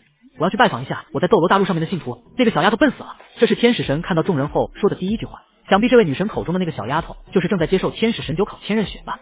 这种事情是没办法的，人和人之间总归差一个沟通的桥梁。其实那位天使公主已经尽全力了，只不过还没有达到这位女神的要求而已。这一次下来，天使神的第一目标并非是对付金角巨兽，因为两者没有直接的冲突。但是对于那位天使公主，这位天使女神却非常的有兴趣。我尊敬的夫人，作为你的追求者，我愿意为你保驾护航。自己心爱的女神都不去管金角巨兽，那么战神怎么可能去管？当然是这位天使女神去哪里，战神就会跟到哪里去。正好我们这次下来也是要去检查一个上古的封印，看看是不是和我们想象中的一样。没想到火神也有自己的事情，说是要去星斗大森林的核心地带，那里有一个让神界感到很头痛的家伙。这些高高在上的大神有理由相信那个家伙就沉睡在人间，所以这一次是想去搞定。是的，尊敬的火神大人，我也感到了那条龙的气息，我们凤凰一族和龙族之间的仇恨应该画个句号。好极了，凤凰神也是一个带着目的家。表面上这4个家伙是受到了修罗神的委托，要去联合调查有关于斗罗大陆上面金角巨兽的事情，但实际上这4个家伙下来之后都有自己的事情要做，调查反而被他们当成了副业，只是来到斗罗大陆上面的借口。别以为这些神是高高在上，实际上这几位只不过是更高级别的人类而已，活得久一点，长得更英俊潇洒一点罢了。诸位，难道你们就不想知道一下有关于那个金角巨兽的方位吗？这一下轮到唐三傻眼，原本以为来了4个超级高手，随便就可以把那个金角巨兽干掉，但是没想到这4个家伙居然都是来打酱油的，来了和没来不是一样的吗？当然，如果各自的事情办得顺利的话，他们还是会偶尔出手一下，认为这样就能够搞定金角巨兽了吗？太傲慢了。对于唐三的好言相劝，这4个大神根本就不予理会，没过多久就各奔东西了。而此刻金角巨兽的升级终于也是完成了，可能是为了回应比比东的等待，那家伙再一次使用分身奥斯卡，笑眯眯的出现在了这位武魂帝国女皇的面前。不过奥斯卡这一次是带着礼物来的，那是一个充满神秘能量的小方块，不属于斗罗大陆。呵呵，你这个坏小子，来就来吧，还带什么礼物啊？看着那个充满墨绿色能量的方块，比比东有一种似曾相识的感觉，但却不知道这是什么。这是当初那个罗刹女神留下来的，这个女人身体已经灰飞烟灭，唯独这个东西无法磨灭，有点意思。没想到金角巨兽可以把罗刹女神的精神和身体全部打碎，但偏偏没有办法把这个充满奇怪能量的方块给破灭。这东西是从那个罗刹女神身上掉出来的，应该是件很了不起的宝物吧？我知道，这应该就是百级成神的秘密，这是罗刹女神的神梗。从奥斯卡手中接过那宝物，比比东把玩了一阵之后，突然想到了什么，这也是一个揭秘的过程。为什么斗罗大陆上面的任何人和那些高等级的魂兽怎样都没办法突破100级？有人曾经怀疑过，人类魂师和那些神之间到底有什么区别？答案只有一个，那就是神格。这是一个充满概念的东西。没想到比比东今天居然亲眼所见，而且还在手中不停的玩弄。我这个礼物满意吗？只要你送的，我都喜欢。看着眼前的这个小男人，比比东的眼神中透露着让人着迷的色彩。接下来的事情顺理成章，也不可保守。比比东果然充满着成熟女人的魅力，两人直到第二天中午才手拉手的重新出现。金角巨兽想要成为整片大陆的王者，首先就要变成武魂帝国的皇帝，而比比东这位女皇明显就是那个最好的跳板。第35章，奥斯卡归来，宁荣荣泪奔。奥斯卡先生，成为男人的感觉爽吗？看着镜子里的那张脸，某人自言自语道。没想到比比东真的很会覆雨翻云，像八爪鱼一样粘人。这个时候如果能够来根华子的话就好了，那吞云吐雾的感觉肯定非常美妙吧？怎么，有什么遗憾吗？看见那个正在照镜子的奥斯卡，比比东温柔的声音从后面传来。谁能想到呢？这位看上去高高在上的武魂帝国女皇，在自己的私人空间里居然也有这样的一面，感觉挺不错。你怎么不去多睡会？人家好奇，想知道下你的那个同乡就是曹丞相最后怎么死。没想到比比东对曹操的事情居然如此上心，这还真的是好奇心害死猫啊！某人当时只不过是有感发，没想到却被这个女人记住。你说那个曹贼吗？你猜猜看，我猜曹孟德应该死在女人手里吧？恰恰相反，他是寿终正寝的。经过昨天晚上，奥斯卡发现自己好像可以理解东汉末年的那个曹贼，这当中的滋味真的只有品尝过你才知道。哼，骗人！你们男人的话没一句可以相信。比比东穿上衣服之后，又恢复了那个女皇的形象，冷艳且高贵，眼神中带着一点点狡猾。现在来说说我们的合约吧，你要我把整个武魂帝国的兵器库交给你，恐怕……比比东也没想到，眼前这个金角巨兽的化身居然狮子大张口，一开口就要他们整个武魂帝国所有的武器装备，反正只要是金属制品，这金角巨兽都来者不拒。但这样一来，却产生了一个问题，没有了武器和装备，武魂帝国不就是等于被拔了牙的老虎吗？别说去打败天斗帝国和星罗帝国，就连自保也成了问题。毕竟他们这边的高级魂师就是那么一，绝大多数的士兵都要靠武器来装备。你放心好了，在这之前我会帮你搞定天斗帝国和星罗帝国的。其实金角巨兽和这些普通的人类没什么太大的冲突，他只需要这些人类不断的帮他开采金属，然后冶炼出各种各样的美味金属制品就可以。但是要实现这一点，恐怕也只能和武魂帝国合作，因为另外两大帝国的人并不怎么好掌握。天斗帝国就不用说了，那个皇帝就是唐三的徒弟，反正按照他们的逻辑，武魂殿猎杀魂兽他们就是邪恶，但是史莱克七怪猎杀魂兽那些都是魂兽该死，因此他们是正义。和这样逻辑的家伙合作的话，永远不可能妙到一虎去。至于星罗帝国，虽然戴沐白已经放弃了当皇帝的资格，但是他们白虎一族肯定也不会这么好说话。想来想去，想要让这片大陆更有效率的为金角巨兽产出更多的金属，唯一的依靠就是武魂帝国，因为武魂帝国核心就是两个女人。现在比比东已经明显愿意依靠他这个强大的怪兽，接下来只要把千仞雪征服就可以了。而且在之前的对决上，那个小妮子的心态已经被搅乱，相信接下来肯定是有突破口的。那么就按照原来的计划，帮助武魂帝国灭掉那两个帝国，然后把整个斗罗大陆全部统一起来，多建一些铁匠铺，然后这金角巨兽就可以把自己当成后方的大基地，坐吃山空。这就是他给自己勾勒的美好蓝图。今后以斗罗大陆为自己的老巢，可以去征服下一个星球。奈斯，不过理想是美好的，现实能不能达到呢？这里面有个大大的问号。我回去一趟，去看看史莱克学院的这帮家伙在干什么。如果你需要我的话，发个信号就可以。同比比东约定了一个焰火信号，这奥斯卡就悄然离去。但是这金角巨兽的分身并不知道，比比东看向他的眼神非常复杂，并且在奥斯卡离去的时候，比比东还站在城墙上面望了很久。这是个缺爱的女人啊！大家都以为比比东是一个少妇，但实际上这是一个孤独的女。比比东爱的第一个男人是玉小刚，但这家伙却抛弃了比比东。比比东的第二个男人是千寻，这家伙就是一个混蛋，最后死在了比比东的手里。那么这个叫做奥斯卡的年轻人是不是能够得到这位女皇的芳心呢？未完待续，大约半个小时不到吧。穿过双方的战场中立区，史莱克七怪的奥斯卡重新出现在了天斗帝国的军营外面。什么人？暗号是什么？那些负责守卫的士兵还是非常敬畏，看见一个陌生人从对面走来，立刻包围上来。什么暗号？你们连我都不认识了吗？掀开黑色的斗篷，奥斯卡露出了一个自认为迷人的微笑。很快，为首的家伙就认出了这个史莱克七怪失踪的大人。您是那位香肠？您是奥斯卡大人？如果你们那边有温水的话就最好了，我这一路上累死了。此刻的奥斯卡好像非常虚的样子，这不是旅途劳累的需求，大概率是肾虚，就是那种脸上苍白，身上不停冒汗的类型，走路腿也在跳。但是外人却不知道，还以为这位大人是历经了生死的磨难才好不容易回来。很快，奥斯卡归来的消息就传遍了整个军营，很多人都在欢呼，而这个消息也在最快的时间里传到了宁荣荣的耳朵里。你说什么？小奥，活着回来了。这几天宁荣荣每天都在祷告，反正天上的各路神都被当成诉说对象祈祷了一遍，没想到终于成真了。小奥，当奥斯卡的这张脸重新出现的时候，宁荣荣再也抑制不住自己的冲动，像一只欢快的小鸟一样扑了上来。有这么主动的吗？这位七宝琉璃中的小公主原来也有这么可爱的一面啊！以前这位大小姐如此矜持，而现在却当着所有人的面直接一个拥抱，热泪盈眶的样子，脸上挂着满满的幸福。但此刻的奥斯卡手脚好像并不老实，放的地方不对吧？不过这是小细节了，人家好歹也是未婚夫妻啊。蓉蓉，你想我吗？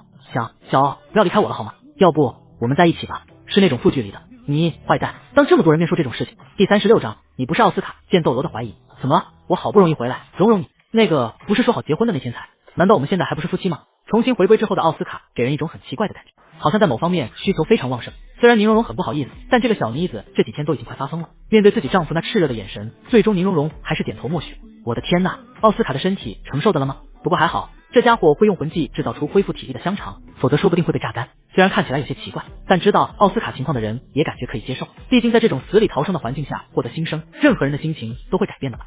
谁都害怕失去，尤其是现在的宁荣荣，所以即便是和家族的规定不太一样，但这位大小姐还是接受了奥斯卡的想法。但是这一幕却被七宝琉璃宗的剑斗罗看在眼里。呵呵，我们家的小公主长大了，现在开始有自己的想法了。对于奥斯卡的做法，这些长辈们虽然有些不太习惯，但毕竟女大不中留啊。看到那样的场景，古斗罗很释然，一边在外面喝茶，一边不停的和自己的老朋友剑斗罗调侃。但是这位97级的剑斗罗眼神却飘忽不定，你不觉得这个奥斯卡身上有点奇怪吗？这小子之前是不可能强迫荣荣的，剑斗罗真不愧是练剑的，有一种常人无法觉察到的敏锐，就像他的剑一样犀利。你这老家伙是不是吃醋了？是看见自己的小孙女被人家抢走了吗？古斗罗似乎并没有那么敏感，而且对男女之事，这老家伙好像看得比较通透啊，不像边上的剑斗罗一辈子沉迷练剑，连老婆都没娶。两位兄弟这么好兴致啊，你们这里有什么好茶？赏一口呗。就在这两个七宝琉璃的长老相互交流意见的时候，毒斗罗毒姑伯走了过来。别看这个老毒物非常孤僻，但是他们家族早就已经开枝散叶了，老毒连孙女都有了，所以肯定比这两位老哥看得开。在得知了剑斗罗的担忧之后，这老毒物却也不以为然。年轻人嘛，冲动很正常的，而且说不定之后你们就要当成爷爷了。然后这个老毒物就露出了一个你懂的眼神，和边上的古斗罗推杯换盏起来。好吧，感情这种事情只有经历过的人才懂，相信独孤博年轻的时候也不会比这位奥斯卡小鹏友好到哪里去。哼，懒得理你们两个，我去修炼了。别看剑斗罗的实力超群，但是到现在连女人的手都没摸过，所以有这样的心态也很正常。宁荣荣，帐篷里的动静足足闹了4-5个小时才结束，然后奥斯卡那个家伙就鬼鬼祟祟的从帐篷里出来，脸色有点苍白，但是连续用武魂做出了3根香肠吃掉之后，渐渐的恢复了一点行动力。就看见这家伙来到一条小河旁，洗了一把冷水里，然后对着那个冰冷河水里的倒影喃喃自语：奥斯卡，今天做了2回男人了，而且还得到了自己最心爱的女人，我算对得起你了吧？好你个金角巨兽，你这么做是为了给奥斯卡还愿吗？太虚伪了。而就在这家伙喃喃自语的时候，却没有发现自己的行踪已经被人盯上。此刻的剑斗罗御剑飞行，正在1500米的高空上牢牢地盯着地面上的这个小子，反正越看越觉得不对劲，但是至于是哪里有问题，剑斗罗说不上来，这大概就是高等级封号斗罗的一种直觉吧。这位剑斗罗的实力绝对可以够革新星级，他的那一招万剑归宗展现出来的杀伤力绝对超过500万公斤，也是这片大陆上唯一几个没有水分的封号斗罗强者。你不是奥斯卡，你是什么人？那是一道冰冷的声音从奥斯卡的身后响起，口气中似乎带着一种试探，说明此刻的剑斗罗也不是很肯定，就是觉得这个家伙刚才的喃喃自语有点奇怪。听到这个声音之后，奥斯卡慢慢的转身，笑着抬头，哎呦，我刚才怎么没看见你？飞得够高的。果然，在做完那种事情之后，这个人类分身的各方面感知力都会大幅度下降。如果不好好锤炼一下的话，这个身体的确不如金角巨兽来的畅快。其实，如果刚才这家伙能够好好的装一下，露出奥斯卡那老实的样子，说不定对方就会收起怀疑。但谁让这家伙的本体是金角巨兽呢？没有人能够对金角巨兽用这种口气说话。你已经刺激到了对方的底线，因为这种星空巨兽本来就是高傲和霸道。你到底是什么怪物？为什么能够使用奥斯卡的形象？听到对方主动承认了，剑斗罗立刻进入了战斗状态。就在一瞬间，无数明亮的光剑出现在他的身体周围，伴随着月光的皎洁，让这位剑斗罗看上去如同神明。不过看到这些飞剑之后，奥斯卡脸上非但没有害怕表情，反而露出了一种贪婪。呵，我觉得还是金属比较适合我，感谢你给我恢复体力。相比人类的食物，还有奥斯卡本来的武魂，金角巨兽还是比较喜欢吞噬金属，而这位剑斗罗的武魂能够创造大量的金属，感觉就像是一个送外卖。及时雨啊，其实金角巨兽身边就缺这么一个人，能够随时给他提供能量补充，这是他很想招募的仆人。所以这家伙并不介意在剑斗罗面前展露出自己的真实面目。不过这里距离天斗帝国的营地太近了，还是要做点掩盖行为。说话的同时，两人所处的空间突然天旋地转，在这位剑斗罗完全不知情的情况下，他被拖入了一个神秘的空间。这是金角巨兽的另外一个传承的秘法，绝对空间。在这片空间里，金角巨兽就是创造一切的神，外面的人根本就没办法找到这个空间，但是这片空间却可以无限延展。你做了什么？怎么会有这样的空间魂技？剑斗罗到底是见过世面，顿时就意识到自己被拉入了一个别人的独立空间。但是这老头还是太小，看金角巨兽了，这可不是魂技，这是星空巨兽的传承秘法。呵呵，别紧张啊，不是想看我的真面目吗？嘴角露出一丝嘲笑，眼前的奥斯卡身影慢慢变淡，然后一个巨大的黑影从他的身后浮现，身高超过了3000米，太庞大了。这就是横星2阶的金角巨兽。第37章，七杀剑和昊天锤哪个好吃？你是个什么怪物？看见眼前这个大大无边的怪物，即便是剑斗罗这样的高手也感到一阵胆战心惊。对方还没出手，光是这个体型就已经足够让人感到震撼，怪不得之前看到奥斯卡的时候就给他一种奇怪的感觉。果然，难道这家伙就是唐三曾经提到过的那个金角巨兽？不过眼前这个庞然大物明显要比唐三描述的更加恐怖，看到这种体型就让人有种望而却步的感觉。我之前已经品尝过了昊天锤的味道，不知道你的七杀剑会不会更对我胃口？对于金角巨兽来说，越是这种厉害的器武魂，对他的吸引力就越大。而听到这句话之后，对面的剑斗罗忍不住的浑身打了一个激灵。这位老前辈也说不出来自己是什么样的感受，是害怕还是兴奋，又或者是感受到了侮辱？虽然你有点出乎我的意料，但我可不是那么好对付。说完这句话之后，剑斗罗身上的衣服无风自动，整个人的身边聚拢了万千道剑。对于自己武魂的力量，还有这么多年刻苦训练的成果，剑斗罗还是非常有自信的。面对这样一个庞然大物，必须全力出手。第6魂技万剑归宗，那是一柄从天而降的巨戟，和剑斗罗的身体合二为一，然后又迅速分解为数不清楚的小剑，如同狂风骤雨一般，朝着对方的脑门上打过去。按斗罗大陆上面的常识，任何生物的脑袋都是弱点吧？但是剑斗罗并不知道，对面的这个金角巨兽等的就是这一招。多谢款待，吞噬。面对这种送上门的美味，金角巨兽也不含糊，老虎搏兔也要用全部力量。没想到这个家伙居然直接使用了吞噬的技能，然后接下来的画面就好玩了，那数不清的光剑就像是受到了什么命令一样，半空中排好队，大约100把左右排成一列聚在一起，然后慢慢的往金角巨兽的嘴巴里送。嘎嘣吧唧，这个味道有点像是薯片或者是妙趣角，脆脆的，甜滋滋的，反正棱角分明，很有嚼劲，感觉就像是一个自动送餐盒一样，方便快捷，然后味道不错。但是看到自己的拿手绝招被对方这样玩弄，剑斗罗的心中顿时不是滋味。要知道他的这一招万剑归宗，之前在比比东他们面前都是可以叱咤风云的，甚至武魂帝国那边的几个大佬看到这一招之后就拼命往后逃，那叫一个威风啊！但眼前却完全变了一个味，感觉就像是在给这头巨兽投食，相当的顺从。你这个可恶的！或许现在愤怒已经不足以形容这位剑斗罗的心情了。看我的第7魂技七杀真身，恼羞成怒的剑斗罗气得浑身发抖。只见他的9个魂环全部散发出了一股不可思议的强悍能量，一股又一股的魂力不断的凝结，以剑斗罗的本体为基础，凭空变成了一把巨大的七杀剑，那长度足足超过了1000米，带着不可匹敌的气息，朝着对方的脑袋斩过去。看这个架势，剑斗罗是想要把自己的敌人一劈为2啊！即便是同样等级的封号斗罗，遇上这样的杀招也不敢硬接。只可惜对面这家伙是金角巨兽，人家看都没看这把从天而降的巨戟，就是很随意的举起自己的左边爪子，伸出2个指头，像空手接白刃一样，稳稳的接住了这半空而降的七杀剑。你这把七杀剑的口感和他们的昊天锤不相上下，让我有种爱不释手的感觉。说话的同时，也不顾对方力量牵引，这庞然大物用自己的蛮力就把那把七杀剑塞到了自己嘴巴里，咔嚓，毫无悬念，七杀剑断了，就和当时千仞雪咬断的那把天使圣剑一样，大约2-3的位置直接送到了这头金角巨兽的嘴巴里。啊，剑柄的位置是剑斗罗本体，之前发生在唐晨身上的事情再一次出现在这家伙的身上。但是剑斗罗也好一点，他损失的并不是武魂本体，而是凝聚出来的魂技，只是金角巨兽发出来的声音有点让这老家伙绷不住，对方就像是个美食家一样，对这一道菜评头论足。这味道像芒果冰，我喜欢。什么？是相当于芒果冰吗？要不是心中还有一缕执念，听到自己的魂技被人家如此评论，这剑斗罗差点就昏过去。太可恶了，这小子啊，气煞我也，老夫跟你拼了！第9魂技神魔两斩，这已经是剑斗罗的极限了。之前不断的释放高等级的魂技，已经把他的魂力消耗的差不多了，现在还有最后的一击必杀，这第9魂技可以算得上是同阶中的凤毛麟角，在97级封号斗罗当中，恐怕也只有那个昊天斗罗唐昊才能够压他一头。哇，这是剑斗罗的最后一击。此刻这老头满头的银发飘散，脸色变得像白纸一样，这一击透支了他的所有力量，甚至在愤怒的加持下有了叠加，这一招绝对称得上是毁天灭地。而金角巨兽原本那轻佻的眼神现在也变得热烈起来，但是他只是把对方这拼死输出的第9魂技当成了更美味的点心。这是夹心巧克力吗？希望别让我太失望。没办法，实力的差距不是你咬牙切齿或者喊喊口号就能搞定的。金角巨兽就是这么豪横，哪怕人家站着不动，让你的第9魂技斩过来，你以为剑斗罗就能够伤人家分毫吗？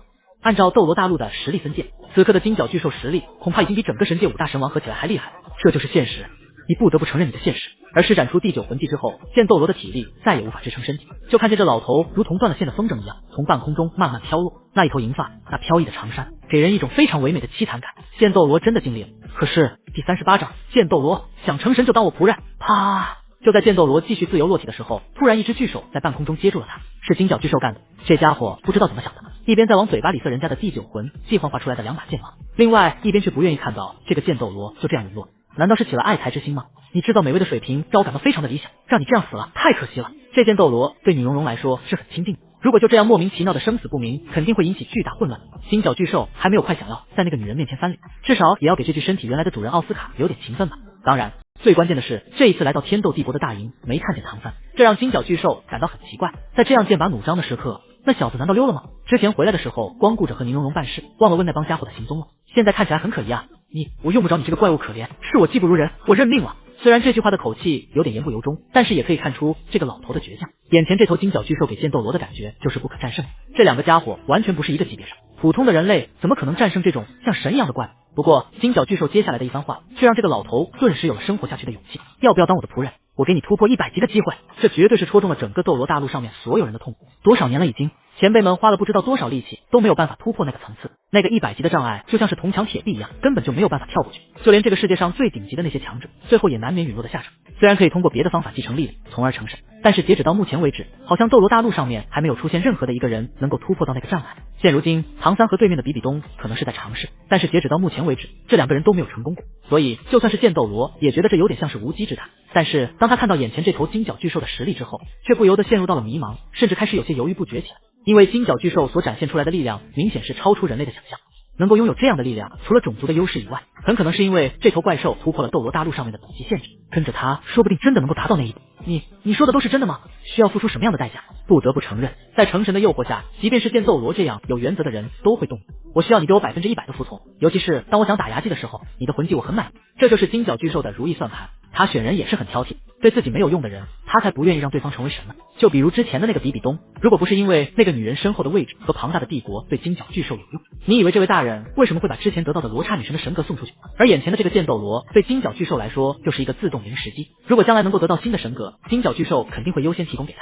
我绝对不会帮你去做那些背叛人族的事情。尽管对方提出来的条件非常有诱惑，但这位剑斗罗还是有底线的。成为金角巨兽的仆人之后，肯定会有很多事身不由己。如果让他和自己的朋友和家人反目成仇的话，剑斗罗宁可放弃这样的机会。没问题，我会在你的身上种下一个印记，但我不会强迫你去做不愿意的事情，放心好了。说完这句话之后，金角巨兽就打开了这个私人的领域空间。而等到两者回到真实世界之后，那头恐怖的星空巨兽已经不见了，取而代之的是那个笑嘻嘻的奥斯卡。第一个问题，告诉我唐三他们去哪里了？这是目前为止金角巨兽最感兴趣的话题。作为这个世界的主角，唐三绝对不会是躲起来，应该背后有什么阴谋才对。不过剑斗罗一心只想修炼，对这种事情并不怎么关心，于是只能实话实说，我只知道他们去了杀戮之都，但具体去做什么，只能问蓉蓉了。那好吧，接下来该怎么做？那我提醒你吧，如果你应对的漂亮，我就不考虑对你的精神进行控制。对于剑斗罗，这金角巨兽的要求还是比较宽松的，毕竟像这样的一个长期饭票，还是要好好保护一下。看到两人同时回到营地，宁荣荣脸上还有点不开心。剑爷爷，你把我们家奥斯卡叫出去干什么？有什么事不可以当着我的面问？原来这位大小姐是知道自己的丈夫被人叫出去了，只不过剑斗罗在七宝琉璃中有特殊的地位，即便看见了，也不会有人阻挡。没什么，我和这小子出去聊了聊我们的终身大事。剑斗罗明显不会说谎，眼神扑闪扑闪。但由于对方提到的是自己的终身大事，宁荣荣很快小脸就红了，而奥斯卡也不失时机的上去握住自己女人的手。蓉蓉，我这次回来怎么没看到戴老大和唐三他们，连马红俊也不见了？哦，他们去杀戮之都了，说是要想方法帮三哥继承修罗剑，原来是这么一回事。听见宁荣荣的这番话，奥斯卡的脸上露出了一个耐人寻味的微笑。修罗剑，没想到这唐三真的是一个打不死的小强啊！这边刚刚失去了海神三叉戟，这么快又开始打修罗神的主意了。不过这好像又跟原著的剧情接上去了，毕竟修罗神最后也是把自己的力量传给唐三了，而且就是靠着这股修罗神剑的力量，这个所谓的天选之子才搞定了一切啊！有点意思，修罗剑的味道会是怎么样的呢？这玩意儿可是神王的武器，肯定要比之前的海神三叉戟更美味。第39章火九剑天使神药黑化千仞雪，具体情况还是等他们回来再说吧。你快给我讲讲，刚才剑爷爷都跟你说什么了？宁荣荣压根就没有发现不对劲的地方，哪怕这剑斗罗面对奥斯卡的时候态度有点谦卑，这似乎很不正常啊。不过此刻的宁荣荣已经完全沉浸在一种为人妻的憧憬当中。那句话怎么说来着？恋爱时代的女人是最愚蠢的。而就在奥斯卡询问的同时，他突然感知到了什么，那是一种横星2阶强者才会有的感知力，好像有4个强大的能量来到了他所在的这片星空下。按照之前和罗刹女生战斗的经验，这4个家伙绝对是神，是能力不受到限制的神。他们来干什么的？但是并不是冲着他这个方向过来，似乎是另有事情。其中有2个家伙是朝着武魂帝国的腹地方向飞过去，是之前那位天使公主千仞雪所在的方向。另外2个家伙的目的好像是远处的星斗大森林。这2个家伙的属性一致，带着很强大的能，感觉就像是2颗巨大的陨石落地一样。原本感到这4股强大气息的时候，金角巨兽差点就进入战斗状态，但是此刻的情况却有点出乎意料。这几个家伙脑袋锈掉了吗？总不见得这4个神降临斗罗大陆是为了观光，隐约的这家伙觉得唐三的离开或许和这4个家伙的到来有点关系。先不管那么多，反正那小子迟早要回来，到时候就知道他们葫芦里卖的是什么药了。而且现在有了剑斗罗这个仆人，想掌握唐三他们几个人的动向，并不是要奥斯卡亲自出手，反倒是那4个从天降的家伙，让人感到非常不淡定。当然，这4个家伙反而没有发现金角巨兽，毕竟这家伙现在使用了人类的分身，不是面对面的话，根本没办法发现他的气息。